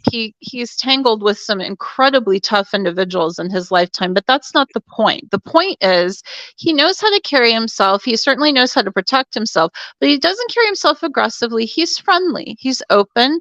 He's very, very kind man, actually, especially when you meet him in person. He's got kind eyes. That's what people always say about him that surprised them, that somebody like him that has been with such rough men and over his lifetime he's been in tough prisons, he's been a regular cop, on the street. They are surprised that he's still so kind. And anyway, that all of that persona it just makes him a leader. Like, literally, people expect that he is going to solve the problem, and that's a lot of pressure sometimes to put on somebody. And he leads our family. Our boys, like, I'm a stepmom to his two boys. Their biological mom is not involved and has not been for many years. But when I met him, he had two young teenage boys, and that can be, they can be rowdy when they're not handled probably. I was so impressed with the way he handled those kids. Like, gosh, the control he's got over these kids is like ridiculous. And they have turned out to be such wonderful young men. One is getting out of the Navy next year. He's been in for 6 years, and the other one is getting his doctorate at an Ivy League college. Like, they're just amazing, amazing kids. And they've turned out that way because my husband is an amazing leader. My husband has never, ever said, "I'm an alpha male." That would not come out of his mouth. Like, it just is so ridiculous. The biggest thing about a leader, the best leaders know when to hand the leadership over. Right. Or they know when to seek additional advice. And that's when they hand the leadership over. Sometimes they get help from people surrounding them. Leadership doesn't have to be sole dictatorship or what, you know what Exactly. I'm saying? Yeah, I know exactly what you're saying. Like, yeah. And as a nurse, one of my big things is people need to be able to say that they don't know something. In medicine, it's very, very important to admit that you don't know something, that you need help, that you have no idea what's going on with this. Medicine is not an exact science. And over the years, if you see doctors who are unable to admit they've made a mistake, or nurses, same thing, anybody in medicine, those are the worst people. You don't want to be around those people. I would much rather have a doctor say, "Okay, I screwed this up. I need help. I don't know, even if he's working on me, I don't care. I just need you to admit it and get help." And that's a good leader. Those are people who are good leaders. I had a doctor mess up on me. Man, I tell you, I wanted to beat the piss out of this guy. I got a hiatal hernia, okay? Basically a small hole in my stomach. And it was giving me problems, and I didn't know what was going on. I had this bubble in my chest. I couldn't eat, breathe, the whole 9 yards. And my stool was white as a ghost. And I'm in the hospital. I'm bent over. I'm in pain like crazy. And this doctor comes up to me. He's like, "What are you in here for?" I just kind of looked up at him. "I'm here to order a pizza. What's it freaking look like?" So then he asked me a bunch of questions. I tell him my stool is as white as a piece of paper. What's going on here? He goes, "Well, you're constipated." I'm like, "Constipated? Didn't you hear me? My stool is as white as a piece of paper. I took a dump 20 minutes ago. How can that be constipated?" No, you're constipated. I'm the medical professional. I tell you you're constipated, you're constipated. So he orders this enema, like they're freaking having a sale on them or trying to get rid of some old stock. And the nurse, gives me this enema and she squeezes it up. She goes, "You're going to feel a little pinch." Little pressure? Really? And she tries to tell me, "Hold that for 10 minutes. Mm-mm. 10 seconds is way too long. I run to the bathroom. She tells me, "Wipe but don't flush." So I did exactly what she said because I didn't want her doing that shit to me again. This nurse is all the way at the other end of the hallway, about 45, 50 feet away from me, yakking with some other nurse, probably laughing about what she just got done doing to me. So I'm sitting there trying to get her attention, trying to keep people from going into the bathroom, playing hockey coach or hockey goalie, and trying to get somebody's attention at the same time. And I'm finally just got pissed off. I said, "Hey, come look, see what I made," So then she comes over, grabs her stick, stirs it around, and flushes the toilet. And I'm like, "Hey, didn't the doctor want to see that? He's the one who ordered this. He's the one who should have to see this." The next night, I was rushed to the hospital for the same thing. Mm. Same doctor shows up. Says, what are you doing back here? I treated you last night." I was like, "I'm here to order another pizza. What's it look like?" That little trick with the bottle up the rear end didn't do anything. Just made things worse. All of a sudden, this other nurse came in and she bitched this guy out. I was like, "I wish I would have seen you last night." Yeah, the thing about medicine is it's like I said, it's not an exact science. So you have, what you think is the most likely, like this guy was saying, he most likely causes constipation. He sees, constant people having constipation. What you're saying about the stool, he probably wasn't taking it seriously, blah, blah, blah. So what he should have said to you was, well, in all likelihood, it's constipation. We're going to do this. And if that doesn't solve the problem, then we're going to do this. And that's what should have been the course of action. And there's there's a reason that they assume that it's the most common thing, and that's because the most common thing is going to be the quickest resolution if they treat it properly. But Yeah. if you're the exception and it's not that, then they need to do something else. I've seen people, I worked on a cancer ward when I was first nursing. I did that for 5 years. And when I was there, I saw people with incredibly rare diseases. I had a woman who had a disease that 3 people in the US get every year. And it was a form of cancer. And our doctors were at a freaking loss of how to treat her. And I have seen, them what they do to try and resolve things like that. They seek out help from all over the country as to what can we do to help this person. In her case, the cancer had caused quadriplegia. Basically, within a matter of days, she had gone from being a functional, normal 30-something-year-old woman to being quadriplegic.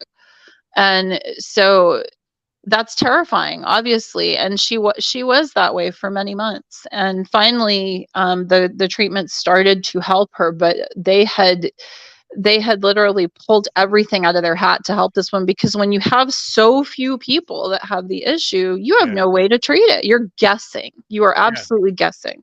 Oh yeah, I've been accustomed to that too, because like with my eyes, my eyes are very sensitive to light. Okay, that's why I wear dark glasses. And when this was progressing, my doctor was like, "There's nothing I know about that can go on that I can do about your eyes, but your migraines, I can help you with that." And we went through so many different medications. Like every other day, I was on a different medication to try to treat the migraines, and it just wasn't working. Like they gave me like freaking morphine. They gave me, all kinds of different stuff, but they ended up giving me this Maxalt stuff. I don't know if you've ever heard of that. No, I'm not. Migraines are the hardest things to treat, and it's never been my area of expertise. These Maxalt things are like, he called it a wafer when he introduced the idea to me. And I'm like, a wafer? You want me to fucking cook you while I'm having a migraine? Are you kidding me? Why don't you just give me some raw freaking popcorn? You know? And he goes, no, it's just a loosely packed pill. You put it on your tongue, it disappears. Right. So, like I've always joked around with my doctor, but he we always had that kind of communication. But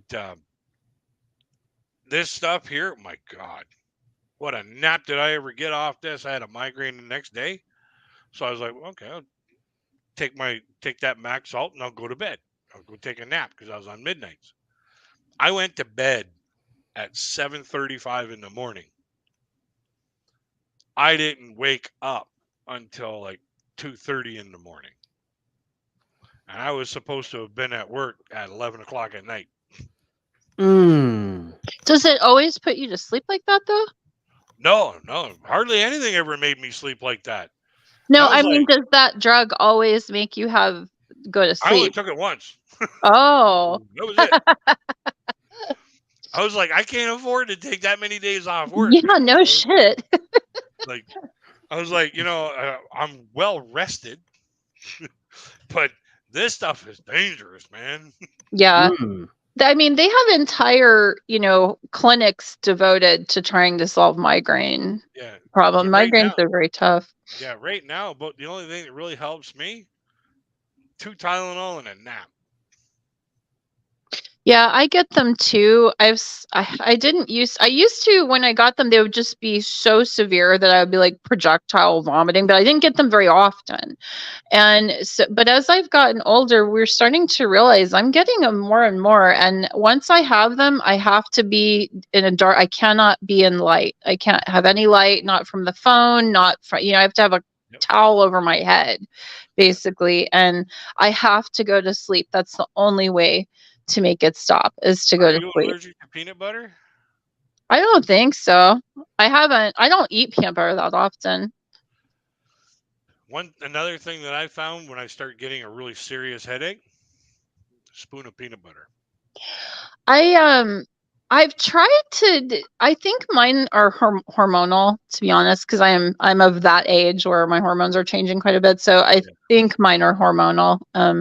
So which is just fun. But what'd you say? Peanut butter. My husband just goes, everybody's going to think you're 15. No, I don't think anybody's going to think I'm 15. Yeah, I start. Wouldn't it be nice to be 15 again? No, you know what? No, I wouldn't want to do that either. I think I'm pretty happy with this age, but yeah, if I could get rid of some of the physical stuff, that'd be great, right? I'm going to be 50 next year. You're going to be how old? 50. I turned 52 yesterday. Yeah, I mean, like I said, my back was breaking down. My back started breaking down when I was like in my early 20s, but that I'm kind of used to. But some of this other stuff that's coming on is like, really? I got this in addition to? Come on. Oh yeah, like I get when I get migraines, a lot of the times I catch them before they get too heavy. But if they get really, really, really heavy, I can feel my toenails growing. Right. Hey, Frankie, how you doing, buddy? So, and when you get to that point, you can't even wear clothes. You just lay there on your bed on top of the sheets, because even having the sheets on top of you hurts. And you're like, just take me now. Just take me now. I had a friend whose husband was having these symptoms of, they thought he had MS, and my mother had MS. So I'm kind of always interested when other people have it. But anyway, his symptoms were very much like that of MS, but MS is diagnosable fairly easily with a MRI. And he didn't have that. It turned out that he had a form of migraine that was causing these neurological deficits in his body. It can affect the entire body, the entire nervous system. Oh yeah. Yeah. And like friggin', when it comes to those kind of migraines, I just hope like hell that they go away real quick. And I just lay there, I fall asleep, and then when I wake up, I hope it's gone, and I hope that a couple of Tylenol will be able to get me through the day. But other than that, like I've been on all kinds of different medications. I've had shots of morphine, and then the doctor was just basically surprised that I walked home. In my experience, opiates, and morphine is an opiate. Opiates don't usually help that much. In fact, they can make headaches worse. Yeah. So, yeah, I mean, I know they try. It's something they've certainly tried, especially in the past. Yeah, But morphine's supposed to knock you out.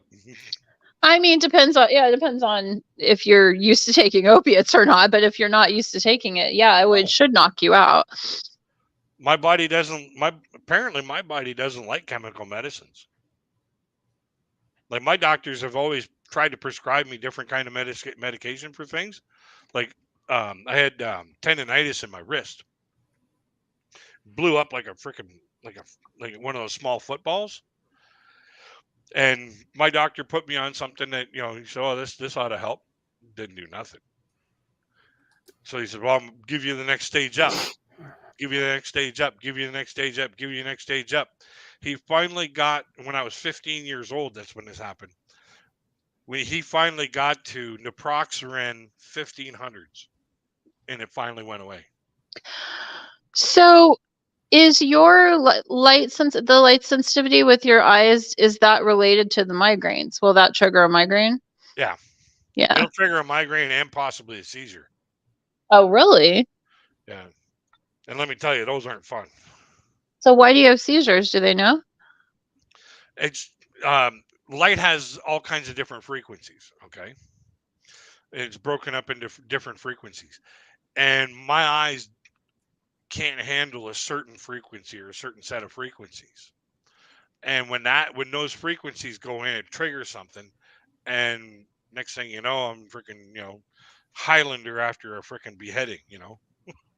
So do they refer to? I'm not an expert on seizures either. Do they refer to that as like a light sensitive? Because I know there are people who have light reactive seizures, like if they see something on the TV, or like you said, it's a certain frequency or maybe a certain like pulsation, I guess. Yeah. Also, so do they call that like light sensitive seizures, or is there another name for it? Basically, the condition I have is photophobia. Photophobia. Okay. Yeah, and when my doctor first told me about that, I'm like, I'm not afraid to get my picture taken. It's cute. And he goes, no, it's light sensitivity. And he explained the whole thing to me.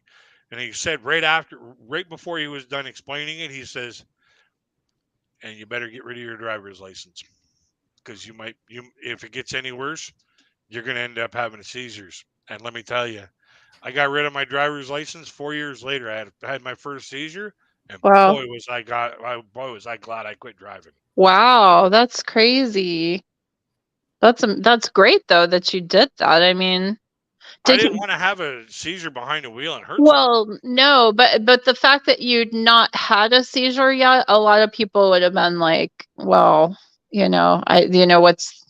what's the point in this? Or were you required to give it up, or did you give it up voluntarily? Give it up voluntarily. That's amazing. That's pretty good. Well, when I took driver's ed back in 1986, I took driver's ed. Actually, it was 87. I took driver's ed, and one of the first things that they drilled home to us was driving is a privilege. And it is a responsibility to understand when you are capable and when you are not capable of being in control of a moving vehicle. Right. And if you are not capable of being in control of a moving vehicle, don't drive. You know how YouTube will show you these random things? Well, some random car crash showed up on my YouTube today, and it was so fast. This person was driving so fast, or the car was moving so fast, it flew through the air into this house, and it was so fast that even slowed down, it was hard to see. And in the comments, people were like, well, why the hell was this person driving so fast?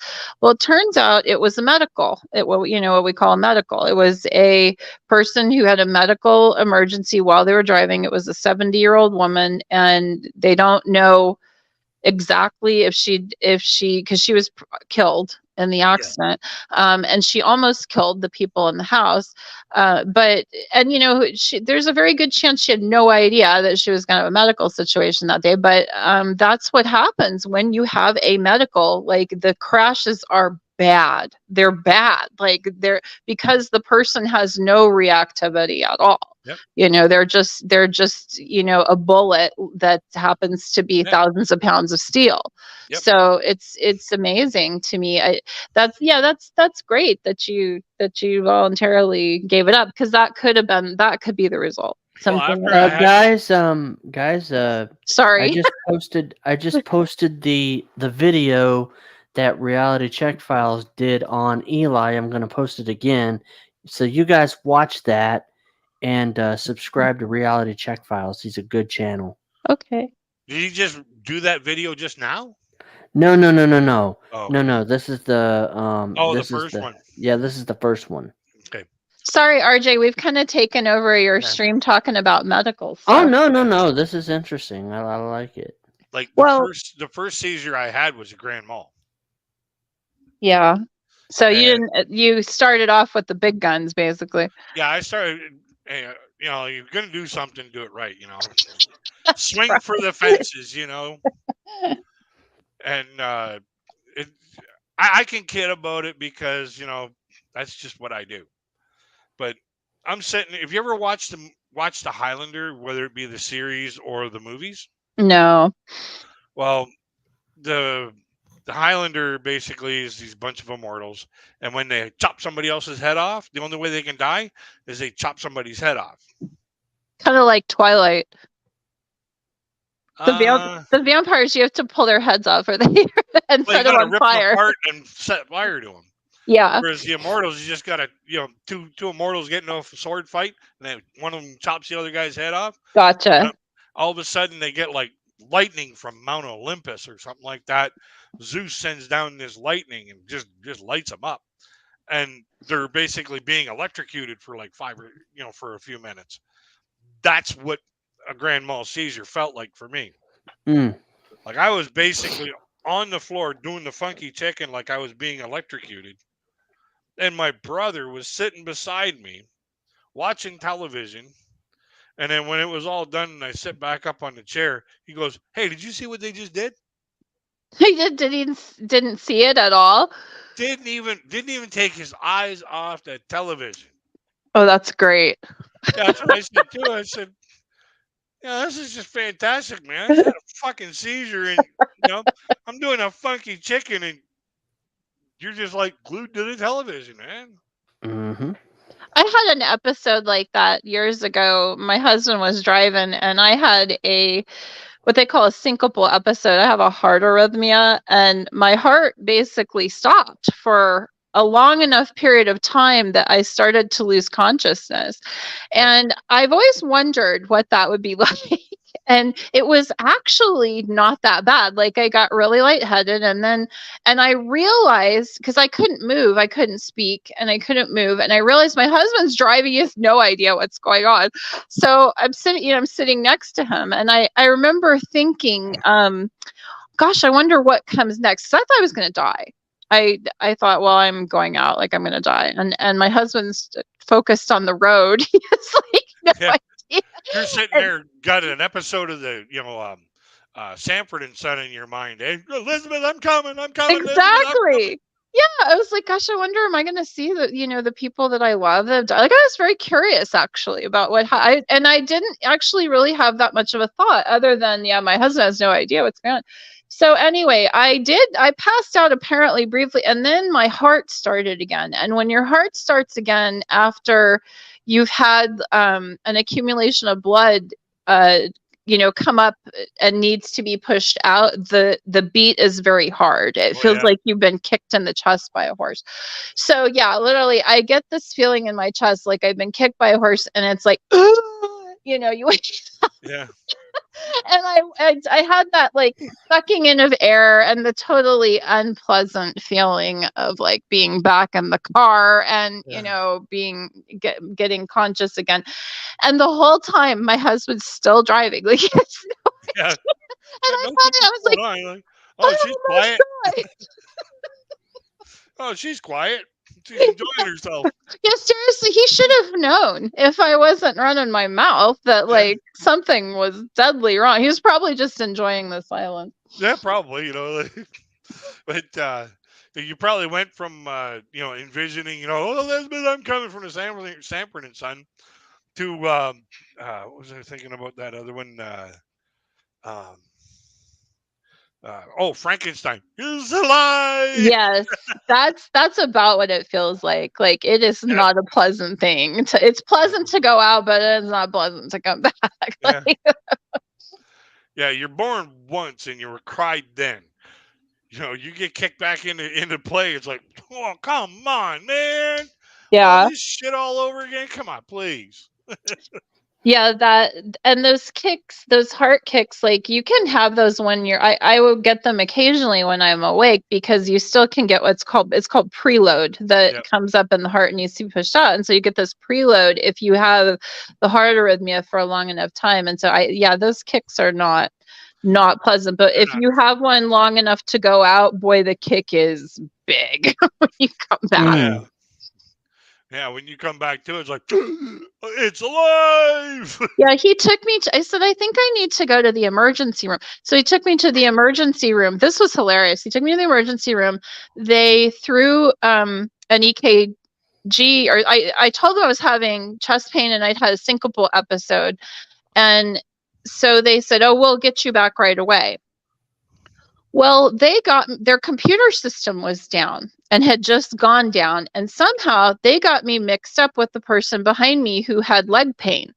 So the person behind me got taken back right away. And my husband is sitting there. He had parked the car and he comes and he's like, why are you still here? Because if you have chest pain, and syncope, normally they'll get you right back. Yeah. He's like, why are you still here? And I said, I don't know. I said, but I don't care. I'm here. They got a crash cart. Like if I go out again, they'll bring me back. Like I was very haphazard about the whole thing. I'm like, they'll bring me back. It's fine. And he's like, no, it's not fine. And so he gets up and, starts talking to the nurses and they're like, well, she's got leg pain. He's like, she doesn't have leg pain. So yeah, it turns out they completely mixed me up with, it was a guy behind me too. It wasn't even a woman. It was a guy. They got the name right, but the diagnosis switched.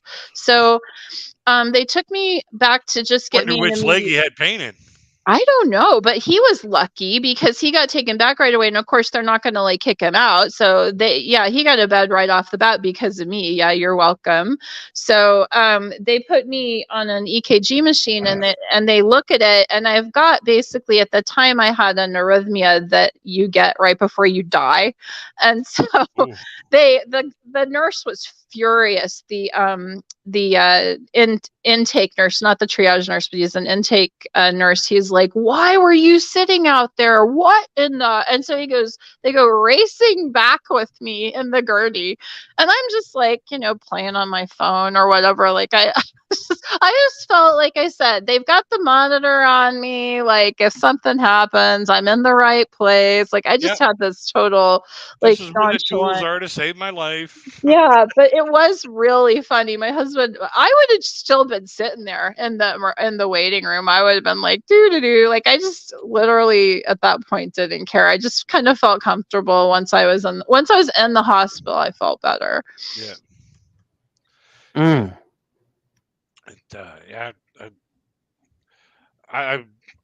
When I had that one seizure, my brother sitting there watching television, man, I tell you, that scared the shit out of me. And I it made bet me it did. glad that I got rid of my driver's license. So did they have you on anti-seizure medication? Nope.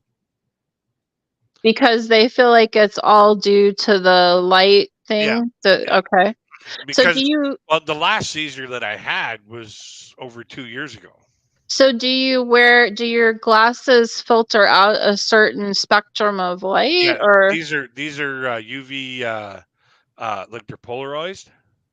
But they're just standard good sunglasses basically that filter out UV. It wasn't something they had to come up with at the ophthalmologist. Okay, I was just And curious. I also have a set that go in behind. I see if I can Oh, okay. when I go out in the when I go outside in the daylight, I have these things here.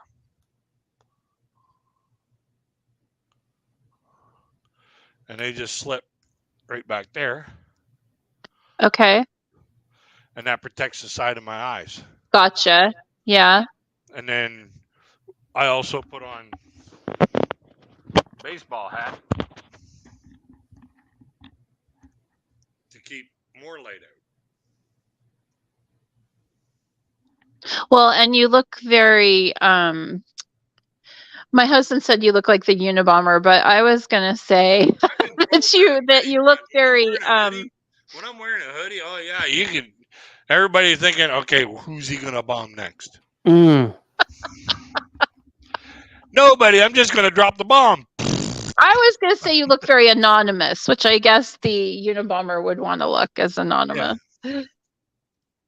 But like a movie star, like movie stars always want to wear. I always feel like when I don't have makeup on, I wear sunglasses into stores and stuff. I'll just leave that and a baseball hat. And I always think, well, this is what movie stars do. They don't want to be recognized. So yeah, I don't do it to set no example or nothing like that. I do it because I'll walk down the street with my shields on. Like I call them my shields. I'll walk down the street at nighttime with my shields on. I can still see what's going on. Hey, RJ, do you have to wear light protective glasses when you go out? Nope. No. I have no light perception. Do you see anything? Do you see any kind of shadow or movement or like that? No. Nothing? Okay. No, absolutely nothing. Because I was hearing some statistic the other day that said something like 90% of blind people have some sort of light or shadow perception, like something to that effect. When I went to the eye doctor, he used the most powerful light he had in his office, and I could not see it. Yeah. So he said, no, there's no way you could have any light perception, because I would have been able to know if you could see, if you could have seen it. And I've used the most powerful light in my office, and if you have no light perception, they cannot continue. They can't keep asking you, "Oh, are you blind? Are you blind? Are you blind?" I mean, like, let me see. This is what gets me. Okay, this is what gets me. Nope, so I had going away. I had a seizure about a few years ago, and so they took me to the hospital. And now, Mrs. Kaw, think of this. You're a nurse, okay? So they take me to the hospital, and I'm lying on the gurney, and this nurse walks up to me, and she goes, "Mr. Sandifer, I'm going to ask you a few questions. Like, where do you live? Blah, blah, blah." And then she goes, "Mr. Sandifer, what color is your stool?" I said, "Well, ma'am, I can't see. I'm not able to see what color my stool is." "Well, Mr. Sandifer, that's your responsibility to be able to tell me what color it is." I said, "Ma'am, I can't see." "Well, you can't go and ask someone to tell you what color it is?" Oh my gosh. I said, and my mom was standing right there. She says, "Ma'am, you are so goddamn unprofessional. What if my son was living by himself? Would you expect him to get off the toilet, go to his neighbor, knock on the door, say, 'Hey, neighbor, could you please come and tell me what color my shit is? I'm blind.'" Well, and you're going in there for a seizure, right? You're not going in there for GI issues anyway, like what we call gastrointestinal issues. So that's just, excuse my language, just fucking stupid, for God's sake. And my mom just totally bitched out this nurse, and she walked away, and another nurse came up and said, "Yeah, that was very stupid." Yeah. I mean, what if I had been living by myself and I didn't have anyone nearby? I mean, what kind of a dumbass question is that? I mean, so I have asked people, not not that stupid, but I've asked people stupid questions, like asking you like, what color is your stool? And then you would be like, well, I'm blind. And I'd be like, oh, I'd be like, sorry. And then we'd both laugh, like, because I'm an idiot. Right. Yeah. But yeah, what I think she was trying to do was like, try to make herself seem like it wasn't a stupid question, basically. I mean, that goes back to me saying, medical people need to be able to admit when they've done something silly or dumb or whatever, because the reality is the majority of stuff that we do that's silly and dumb doesn't hurt anybody. Is in fact often the only med error I've ever made. And a lot of this has to do with the fact that I only worked in a hospital for 5 years. The rest of that was in the home setting. And it's very hard to make a med error in the home setting because, it's just that patient and their medicine. But anyway, in the hospital, things can get kind of chaotic. And the only med error I ever made in the hospital was I gave a woman a drug called Peridium, which is it's actually an over-the-counter drug now. It's pretty benign, but it turns your urine orange. Oh God! It numbs the bladder. Basically, it's for bladder infections, and otherwise, it doesn't really have that much of an effect on you. So, I mean, I guess hypothetically, if you had no kidney function, it could possibly be dangerous to the kidneys. But other than that, I don't think it's probably a pretty benign drug. But anyway, what was really funny? So I had to go into this woman's room, and I had to say, Mrs. So-and-so, I have made a medication error with you. I gave you the wrong medication. And, you expect somebody to like want to kick your ass or something. This lady, she just looked interested. She's like, well, what did you give me? I said, well, I gave you this medication. It's going to turn your urine orange. It's not going to hurt you, but it's going to turn your urine orange. Anyway, she calls me back in there like 3 or 4 hours later. And she says, that medication you gave me? And I said, yeah. And she goes, I feel so much better. She goes, my bladder was bothering me. And I said, it was? And she said, yeah. And I said, let's get a UA on you. So it turned out she had a bladder infection. And we did not know that. We wouldn't have known it because she wasn't reporting the symptom to it. She was in there for some other reason, and they had not done a culture when she first came in. But we were laughing about it that I made a medication error, basically stepped in shit and came out smelling like a rose because it turned out it diagnosed the patient's, urinary infection, and she felt better.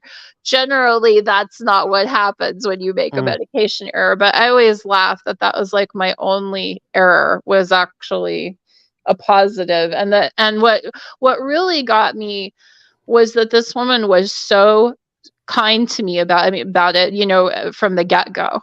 She was just so kind to me about it. Literally, I feel like I could have said, yeah, I gave you this thing that's going to stop your heart and you're going to die. And she'll be like, oh, I'm sorry to hear that. That's a shame. Like, I felt like she was so kind to me regardless. Wow. Just very nice.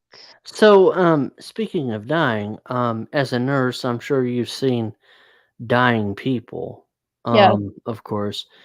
How do nurses keep their emotions in check when, like one patient dies, another patient's being discharged from the hospital?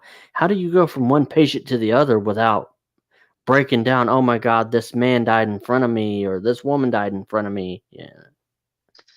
Well, I mean, I don't know. You're trying to give your best to everybody, I think, right? So my best is to the person that is being discharged and needs all kinds of help, with their medications and stuff, is not the same best that I'm going to give to the patient. And generally, when a patient is dying, it's the family that you're taking care of. The patient's easy because they're usually out like a light. You got them comfy. The best thing you're trying to do is keep their secretions down, keep them comfy, and but the family is who you're nursing in there. You're trying to make sure that they are understanding the process, that they are, that they feel like that their family member is being taken care of. You learn to read little tiny subtle things on their family member. You see if their brow is furrowed or if their fist is clenched, they might be having pain even though they can't tell you. So we're going to assume it's pain. We're going to give you some medication, that kind of thing. But then the other person in the other room, it's like going from any patient, and then the person next to them have been in there for 30 days and they have no immune system and they are running high fevers and they are on the brink of needing to go on a vent. You've just got different people in every room, RJ. It's just being able to give what that person needs. And yes, especially if you know the patient, that's what's really hard, is if it's what we call one of our regulars, somebody, somebody that we know them, we know their family, we know their children, we know their parents, we have seen them struggle with cancer for years. And then we're all in there saying goodbye. So that's hard. And it's not just hard on the nurse that's directly caring for them. It's hard on everybody. It's hard on the doctors. It's hard on the respiratory staff. It's hard on, the nurses' aides and even the secretaries. Everybody who gets to know that family has to do that. So we kind of support each other. If you have a good unit, and I had a really good unit, we helped each other, because you can't rely on. And sometimes we would go to funerals and things like that of people that had been very special to us. And we would usually go together with other coworkers. Because like I said, we're there supporting each other.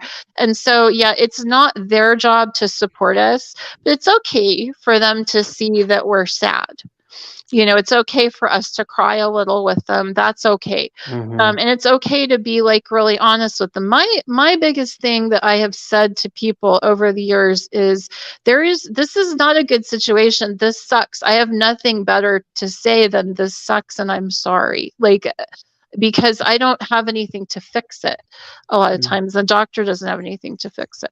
But anyway, yeah, you get to where, even in that situation where it's a really close person to us, we get to where we can compartmentalize and go next door. And I am not a very good nurse if I'm letting that, affect the way that I'm treating the person next door. Now, that said, all that stuff over the years builds up. It builds up inside you. And that's why it's hard to do that kind of acute care nursing for year after year after year. There's very few nurses that can do it for 20 years straight and still be sane. It takes a special brand of person to be able to do that kind of job. Yeah, so I used my skills. I switched to, what I was going to do was I was going to go to hospice, because I had been taking care of dying people and people with cancer for 5 years. I had gotten quite good at it. And I was going to go to hospice, and the agency that I went to wanted me very badly because of my credentials, but they did not actually have an opening in hospice. They had an opening in home care. And so they said, would you be willing to kind of get your feet wet in home care first? And then when we have an opening, we'll switch you over. And I said, of course. So I go in, and I was able to use my skills with cancer patients, because I certainly had a lot of cancer patients that were in home care, but I also got to see things I had not seen before, like surgical patients, ortho patients, people that had had abdominal surgery, people that got better and that were not so desperately emotionally sick. And for the first time in my career, I was seeing these people get better and get better fast. And it was such a, my mood, my emotions just, changed so much. When the opening in hospice came up, I turned it down. I said, I want to stay here. And it turned out they used me a lot to transfer people to hospice, to have those conversations with people who needed to go to hospice, just because I was so used to having the conversation. So I was very, because there are a lot of people in home care who are dying. Do not get me wrong. They have not all gone to hospice. A lot of them are still seeking a level of treatment that would not qualify them for hospice. So I was still really able to use those skills, but I also got extremely good at taking care of people who had had joint replacements, who'd been in car accidents and things like that, that got better. So anyway, that's why and I did home care for 15 years. I really did enjoy it.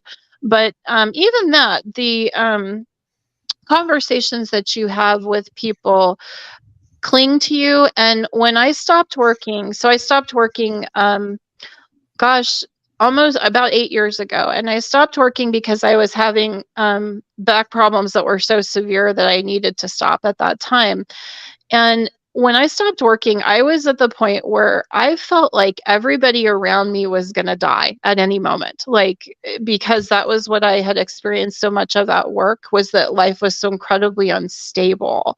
And I didn't realize it until I wasn't around it all the time anymore. And then after several years, it started to kind of lift. And I've gotten to the point where I probably could go back to work. I've had back surgery and had some improvements in my health, and I probably could go back to work. My pain's a lot better if I don't. And my husband said, "You don't have to." And he said, I can make enough money right now for both of us. You don't have to work. Just, stay home. So I'm a housewife and I do some other things. And I miss my job sometimes. And a lot of times I don't, because doing it for that long, like I said, it does kind of cling to you. And my husband has the same thing from being in law enforcement for 20 years. It kind of clings to you, but the longer you're away from it, the better it gets in that regard. Like, it just kind of eases up, where you don't feel like everybody around you's got a diagnosis of cancer, severe heart failure or something. And anyway, so yeah, to answer your question, RJ, yeah, in the immediate moment, I think it's you get to where you can handle it, but in the long term, I think is where it affects you.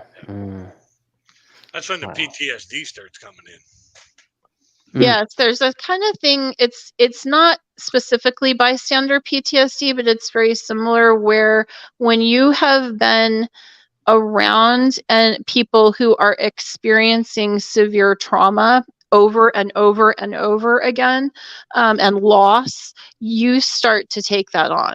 And it is a form of PTSD, and I can't remember what it's called, but apparently I have it.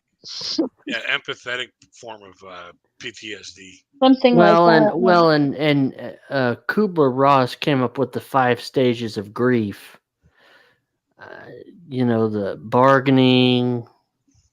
I can't remember all of them, but it was like bargaining. Yeah, but the nurses don't go through that because it's not our loss. Okay, so we don't get the diagnosis. So it's not the diagnosis of our husband. It is our patient. So we don't go through those stages. We just go through the immediate, this is what they need today. This is what they need today. This is what the family needs today. This is what the patient needs today. And then we do have that loss. But yeah, we don't get to go through that. So in a lot of ways, I think that is what brings on maybe some of that PTSD, is we don't get a way to really emotionally manage it. Like I said, other than kind of supporting each other, which is still not the same as truly dealing with the fact that you've had loss after loss after loss, and it just feels like you're losing. I remember one of the oncologists said to us one time, he said, "I wish you guys could spend time in the outpatient clinics, because what you guys see is the worst of the worst. You guys see the people that are dying, the people who have chemo regimens that are so severe they can't be done outside of the hospital, the people that are so dangerous, basically." He said, "I wish you could see the people that get better. You guys don't see that enough." And we didn't really think of it that way, but it's very true. Emotionally, it's I think important to be able to see both, and I definitely had more of that when I worked in home health. Wow, and I think too, it takes a special person to work as a hospice nurse, because if a nurse, like, I remember when my mom was dying and she called in hospice and everything, and I was in her room and I just got emotional, and mind you, I was in seminary. I was going for my doctorate, and I just broke down and cried. And the hospice nurse, basically, she was an Irish lady. She took my hand, led me out of the room, and she said, "Just talk to me. Tell me what's on your mind. Just talk to me." And she sat there with me for, God, 15, 20 minutes until she knew that I was calm. That's And funny because I had the same experience when my mom died with a well, she wasn't a chaplain, she was my mother's minister. mhm, And my mother was in the intensive care unit, but they had removed her. She was dying. They removed her, took her off the vent. We were waiting for her to die, basically. And I mhm, had the same experience, RJ. I broke down. She comforted me, like, mhm, so much. So it's definitely not just the nurses that do that. It is the special kind of people who are there mhm. regardless. Yeah. Yeah, and she made and I'm like, I'm supposed to be this preacher. I'm supposed to be, I'm going to seminary to study to be a preacher. Not when And it's your and she parent. said and she said and the nurse said, "But you're human. Yep. Your mother's dying and you're human. You gotta still remember you're a human being. And we You're all not a forget that at that time. you're not a robot." And and it's like yeah, you're right. And the next day I saw her. Well, I didn't actually see her, but you know what I mean. The next day she came back and she's like, "How are you doing? How are you holding up?" And I'm like, "I'm doing better, but it's still hard." And she's like, "Yeah, it's still going to be hard." Yep. And like one of my former teachers actually came to her funeral and paid her respects. And we had a dinner afterward, and she came to my table and sat down. She goes, if you need to call me, you call me and I'll listen to you, because it actually turned out that this teacher I had also got her minor in psychology. So she knew how to talk to me and how to deal with me and stuff, because I had this teacher since I was 5 years old. And so, like, my mom and dad knew this teacher real well, and she she was always there to I could just call her on the phone and just say, "Hey, can I talk to you for a second?" Even as an adult, she was always there. I remember when I first started nursing, I was a student nurse. I had a really good preceptor, and I actually ended up on the floor that I did my student nursing on for years. I was actually on that floor for 6 years. But I remember the first patient that I had, it was a patient I had gotten to know, and he had gotten the diagnosis that he was dying. And it was a very sad moment on the unit. And I remember saying to her, I said, I don't know what to say to them. When I go in, I say, I don't know what to say, because it was him and his wife. And she said, you can never go wrong with saying what's in your heart. Yep. And so I've kept that my entire career. Yeah. And that's the hardest part, is like I just found out one of my good friends from Special Olympics passed away last Saturday. Wow. And he was like in his 60s, but he loved bowling. He loved bowling, and every year he would go bowling. And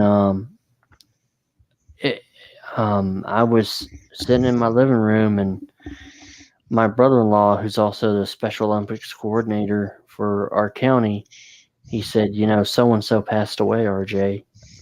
I wanted to tell you so that you'd know, but don't share it with anyone until I've told everyone. And then he got finished telling everybody, and it was they just had the guy's funeral yesterday, or no, Friday, and I didn't get to go to it, but he was a very, very just sweet, down to earth guy, and he hadn't been doing too well. And I didn't get I wasn't going all to pieces or anything, but the night that night I went to bed and I put the cover over my head and just started crying because I meant I knew I missed the guy. I didn't get So sorry, RJ. yeah. I mean, last time I saw him was before COVID, basically. Yeah. So, I mean, but it gets better over time, and you have to deal with certain things, and I remember the day. It was a Saturday afternoon, and I got a phone call, and I was actually, it was in the morning. I got a phone call, and it was the lady that drove the church van for our church. And she said, RJ, I need to tell you something. And I'm like, what's going on? And she says, well, my daughter was just killed in an automobile accident, and I couldn't think of a better person to preach her funeral than you. Oh. And I It's an said, honor. and I said, well, I've never done a funeral before. And she says, well, you are now. And I'm like, okay. So basically, I'm preparing to do this funeral. Wow. And this was like in 2014 or something like that, 2014, 2015. And so I'm preparing to do this funeral. So I tell my brother-in-law when the funeral is and everything, and when I've got to be at the church. So he gets me to the church. They take me inside the church, and the place is packed. The place is packed. And so they had a sighted person read the obituary for me, and then I got up and I started to speak. And I'm speaking about this young lady and everything. And then I start reading from scripture completely in Braille. And at the end of the funeral, I get done, speaking, and I say, okay, if anyone would like to share anything about the deceased, the microphone's here. And the girl's sister gets up and says, and I quote, I would like to share something. I'd like to share a few thoughts about my sister, but I think I'm going to need to smoke a blunt after this. Jeez. in front of a packed church. And my buddy, who's the pastor of the church at the time, he goes, oh my God. Pass that over. and so basically she said that, and so after the funeral was over, the pastor's leading me out, and he goes, next time, please make sure that you know who you're giving the mic to if you're going to let a family speak. And so basically the assistant pastor is standing there, and he looks over at the pastor and he goes, what did she say that made your face turn red? And he goes, she said that she needed to smoke a blunt. Thick Alabama accent. And my brother-in-law pulls up in the car and hears this. And I get in the car and he's like, what the hell did I just walk into? And I'm telling him that story. And he's like, well, yeah, maybe you shouldn't have gave the mic to her. Well, how are you supposed to know? Yeah, no doubt. I'm like, I didn't know she was gonna say that. Did she smell like she just got done smoking one? No. I smell skunk. RJ would be like, you know what, ma'am? I can't give you this mic. You smell like you've been indulging. Yeah. No, she wouldn't indulge in nothing, but I mean, just the way she said it, Yeah. she's like, I think I'm gonna need a blunt after this, and I'm like, oh my god. Yeah, you're like me, RJ. I would have been appalled, but nowadays I think people get so used to people talking about it that they don't think that much of it. But yeah, I would have been appalled. I would have been Not like, me. really? I know, Not I Not like- can me. tell. I'd have been on the frickin' floor just losing my ass. But it was funny the way she said it, and I'm like, and speaking of blunts, here in Florida, one of the initiatives that is supposed to be on the 2024 ballot is whether or not we want to make marijuana legal for recreational use. It's already legal for medicinal use. And when we voted on that initiative, the police were against it big time. Yeah. But Let me tell you, as a Californian, one thing that if they do legalize it, everything is going to smell like pot.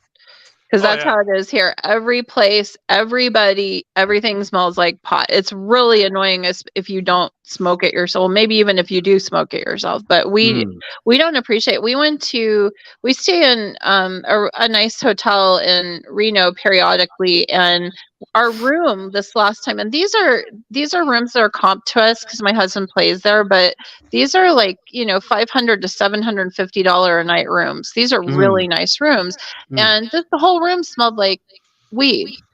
damn. It was just, and I was like, "Are you fucking kidding me?" I was so annoyed. Oh, yeah. That's how it gets. Everything smells like pot, and everybody smells like pot. Yeah, and everybody's walking around like a fucking zombie.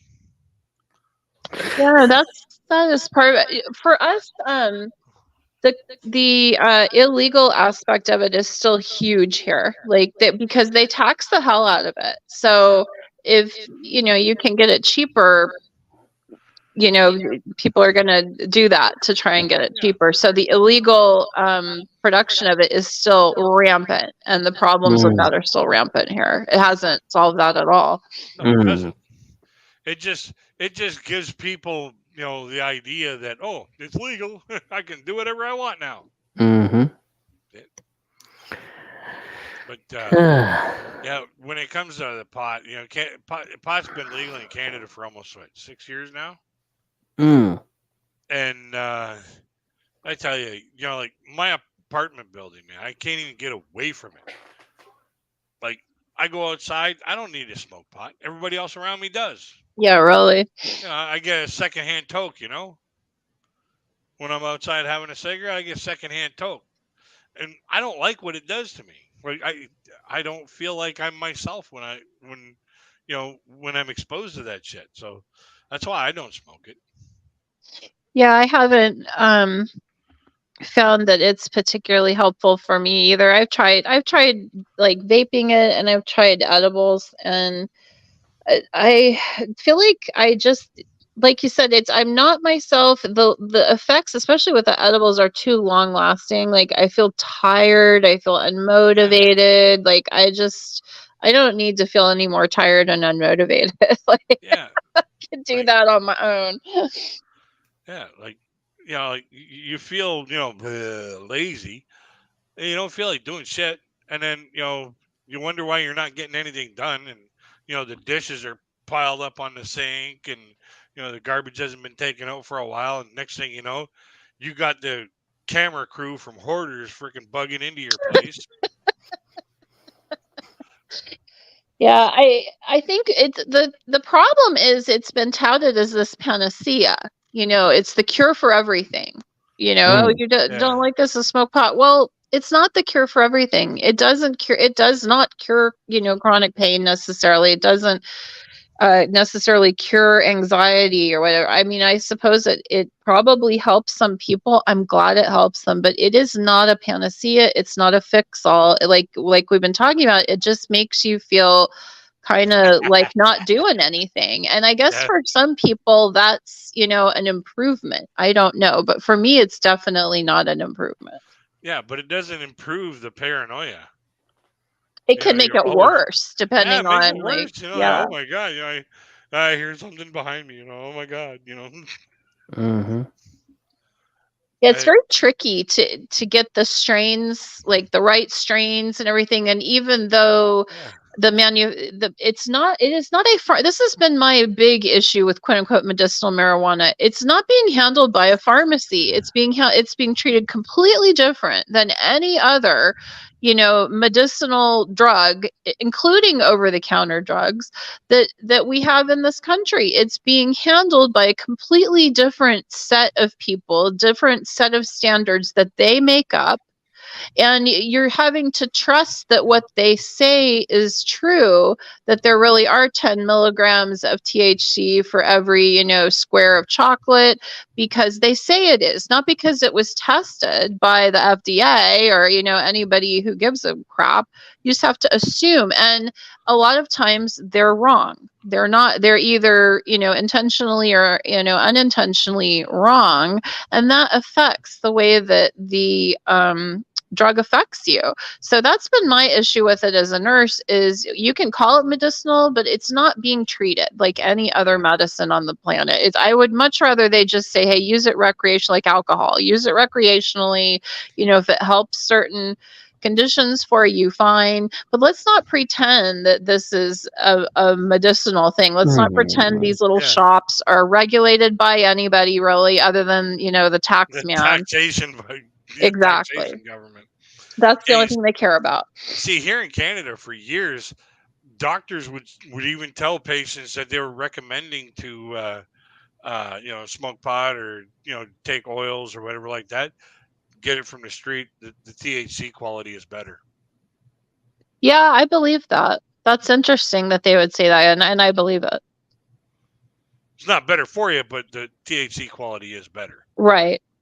Well, and that's another reason why I think the illegal trade here is still so strong. And my husband, when it was first legalized, I'm kind of a doofus about stuff like this. When it was first legalized and everything recreationally, I was like, well, that's good. Then we won't have, people getting arrested for marijuana, blah, blah, blah. My husband said, this is going to make the illegal aspect soar. And I told him, I'm like, no way. Like, that's going to happen. He was right. He was absolutely right about that. I said the same thing 6 years ago when they were tabling it here in Canada. I was like, this isn't gonna make things better. It's gonna make things worse. Yeah.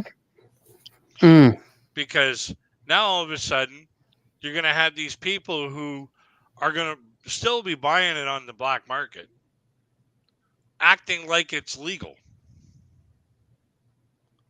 Well, yeah, you're not going to get criminalized, I guess, for actually smoking it. They don't know where you got it. So, to be able to buy it illegally is much easier, I think, than, because they're not tracking anybody, well, not the way they used to, of, okay, where is this coming from? Because it's legal. Yeah. So it just makes it much more complicated. We had a shooting in our we have a tiny town of less than like 3,000 people where we live. And we had a shooting up here because there are illegal grows all over the place, because our town is hidden in the mountains. And so in the surrounding area, it's very easy to have illegal grows. It's hard to find them. And so there was some kind of it was a Mexican drug cartel. There was some kind of altercation in town, and a young man was shot. One of the young men, that he was an illegal from Mexico that they brought up, I guess, to help manage the grow or whatever, but he was shot dead. And I was like, oh my gosh, this is crazy. It's like drug violence in our teeny tiny town. It's just crazy to me. Yeah, but like, it just, people will always do something to get a rush. And well, yes, people have been doing that for time and all eternity, right? Yeah. I mean, there's never been a time people have not tried to alter their consciousness. Let's just be, realistic. Yeah. But what I'm getting at is people have always done things for a rush. People speed because, oh, I'm breaking the law. some people break into other people's places because they get that rush. Right. Take a look at J-Lo. She shoplifting. She didn't need to. It was a rush. J-Lo shoplifted? Wasn't it J-Lo that shoplifted? I think it was Winona Ryder, wasn't it? Or yeah, Winona Ryder. Yeah, you're right. But all that, people doing shit like that for a rush. Well, now that pot's not legal, or pot's legal, it's no longer a rush to go out and get pot. So what are they doing? They're getting hash. They're getting coke. They're getting meth. They're getting, what's that new fentanyl. They're getting something else. They're going to a different one to get that rush of doing something illegal. Well, maybe so. I haven't really thought of it that way. And those are the people that hit that fentanyl pipe too much, and you're gonna basically be leaving the planet, and not just on a trip. You're gonna be leaving the planet permanently. Yeah, the fentanyl thing. Talking to me about, I get very agitated about the whole like war on opiates and all that. Like, what we have done is really interesting. We have penalized legitimate pain patients so that they can't get their medication. Yeah. And at the same time, because this is what always happens, at the same time, the illegal form of the opiate became so potent that it's killing, people left and right to just get a speck of it, because that's how fentanyl is. It's not the same fentanyl you get in the hospital. It's a synthetic fentanyl that's made in China. Nevertheless, all fentanyl is much more potent than, say, morphine, Oxycontin, all that stuff. Yeah. So yeah, their response is still to be cracking down on legal doctors. That's still their response. I'm like, guys, that's not where the issue is. It's not where the problem's coming from anymore. They try to make the fentanyl look like those products, but that's what's so dangerous about it, is people think they're oxycodone pills or something like that, and they take them. Yep. They've created this has happened, it seems like, time and again. When they've tried to eliminate one drug, another drug will replace it. That is even more dangerous. Well, they went from pot to hash to acid to bath suds, and it just kept escalating, and then things got more dangerous and more dangerous and more dangerous. And it was just, really, when will these people wake up, realize what they're doing to themselves, and just say no? Yeah, and that is a whole separate issue. People who want to alter this. So this goes back to my point of people who want to alter their consciousness for whatever reason are going to find a way to do it. Yeah. And they are going to do it legally, illegally. They will find a way to do it. So if you restrict certain doors, they're going to open other doors that are more dangerous. So we need to go back to, why are you wanting to alter the consciousness? That's where you have to hop back to always. And I don't know if you guys ever watch that channel that does the he interviews all the prostitutes and drug addicts, and his name is Mark, and I can't think of the channel name, but he does these interviews of them, and it's really interesting. He goes to the worst areas of homelessness and drug abuse in Los Angeles and New York. Soft White Underbelly, that's what it's called.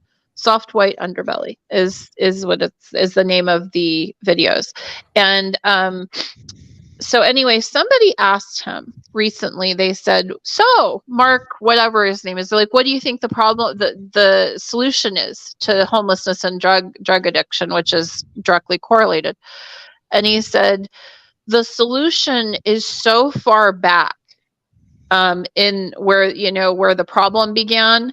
He said, it's not something that you can do, that the government can do, or the citizens can do to help the people that are actively out there. He said, you have to start at what caused it in the first place, which is their childhood.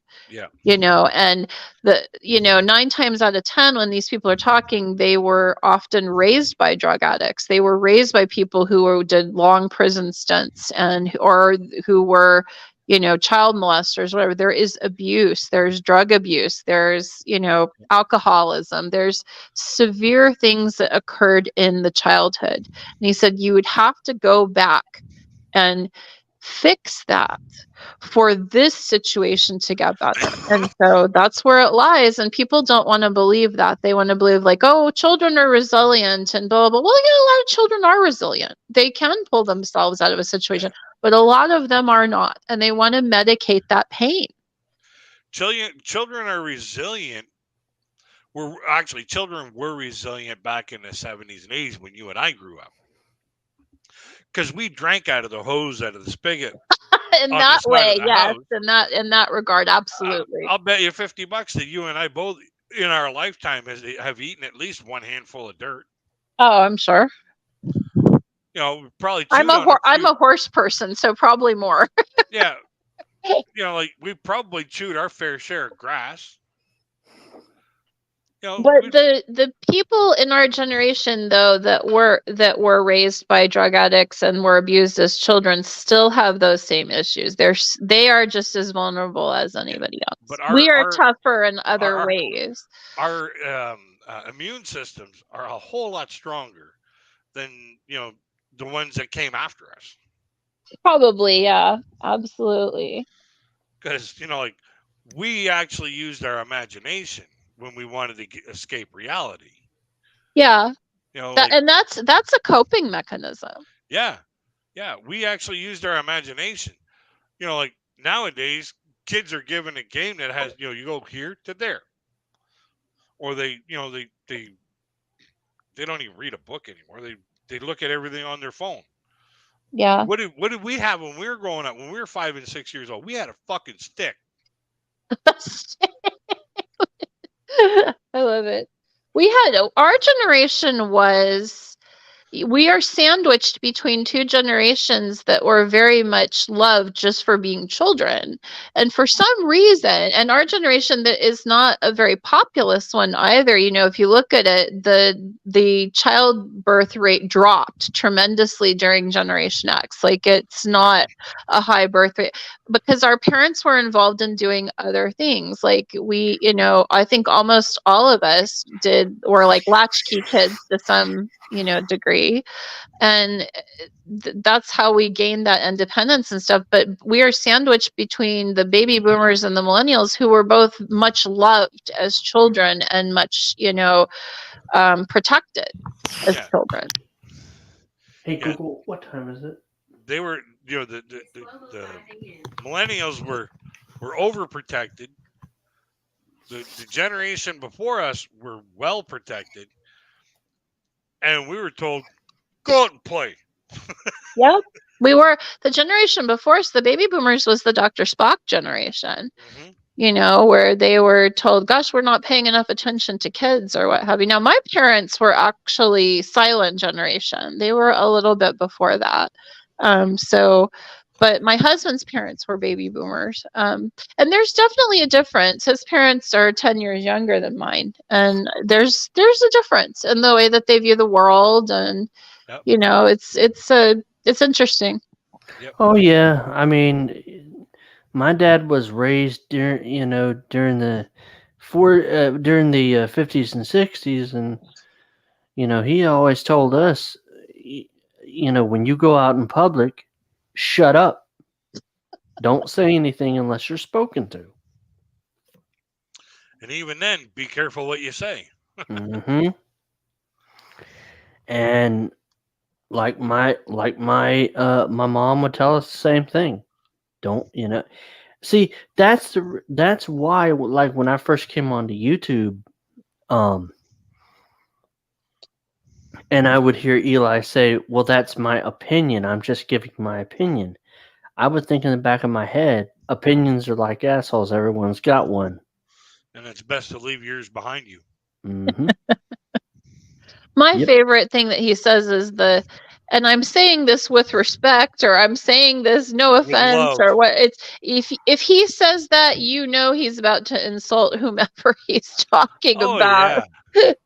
It's just like, when a person says, I don't want to sound racist, but Mm-hmm. what Right. comes after that but is going to probably be the most racist thing you've ever heard in your life. Yeah, Oh, he's king of the butt. Like, well, this and this, but I really feel like this. It's you don't have to, just because you say you're saying something with respect doesn't mean you're not hurting people's feelings or that you're not being a dick, frankly. Mm-hmm. Yeah. Exactly. There's a fine line between being a dick and giving constructive criticism. Right.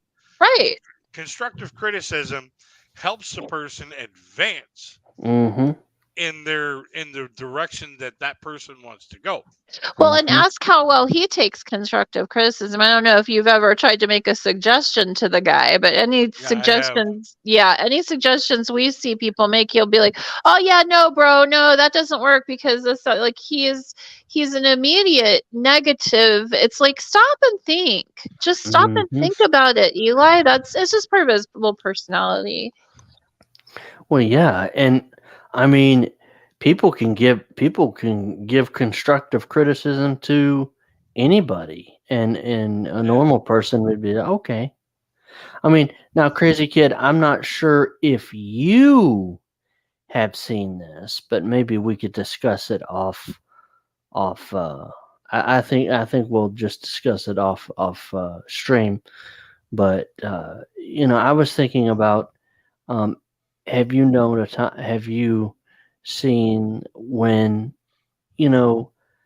I've received constructive criticism? I try to be cool about everything. I think Yeah. as you get older, I know as I get older, Mhm. especially having kids, because kids like to, especially as they get older, they like to make all sorts of suggestions to you that you're like, Mhm. Mhm. I was And afraid to have kids. Mm. I never had kids either. Like I said, I have stepchildren, so it's interesting. Mm. But watching them as they've get older, like, I think as a parent, your automatic inclination is to be like, yeah, no, that's not going to work, or you don't really want to think about it, because a lot of times when they're younger, their ideas are so harebrained that it's like, what? But as they get older, you start to stop and think, well, wait, okay, that's not a bad idea, we'll try it, and you Mhm. become, I think, not only as they get older, but also as you get older and get a little more like open, you start to say, okay. I agree with you, Joe buddy. 20-year-olds piss me off big time. Mm. They are aggravating. Oh God. Well, I'd like to smack some of them around, spin their head back around, and maybe tighten it back on their shoulders a little bit. Maybe then they'll be able to think straight. Mm. But what was I thinking about the constructive criticism there? I was saying I don't have kids. See, my parents, apparently they didn't want to become grandparents Mhm. because they told my brother and I, they gave us, they placed the parental curse on us. Mm. And if you know the parental curse, you can sing along with me. When you get older, I hope that you have children that act just like you. Mhm. At first, I thought, well, at least I'll have fun. And then I started reflecting on some of the shit that I was doing and some of the shit that I had done. And I'm like, punching myself in the nuts going, you better hurry if you want grandchildren. Mm. Well, on that note, everyone, I think I'm going to end at this point. Crazy Kid, if you want to stay around and let's have a chit chat. Yep. It's nice to talk to you guys. Thank you for having It me was on, very RJ. nice to meet you, Mrs. Kala. Nice to meet you, Crazy Kid, and it's always good to talk to you, RJ. It's been too long. Alrighty. Well, guys, if you like the content, please like, share, and subscribe. Hit the bell for all notifications. Please subscribe to the channel so that this channel can get to 500 so that I can start getting monetized. Yeah. So I'll talk to y'all later. Yeah. Peace. Peace.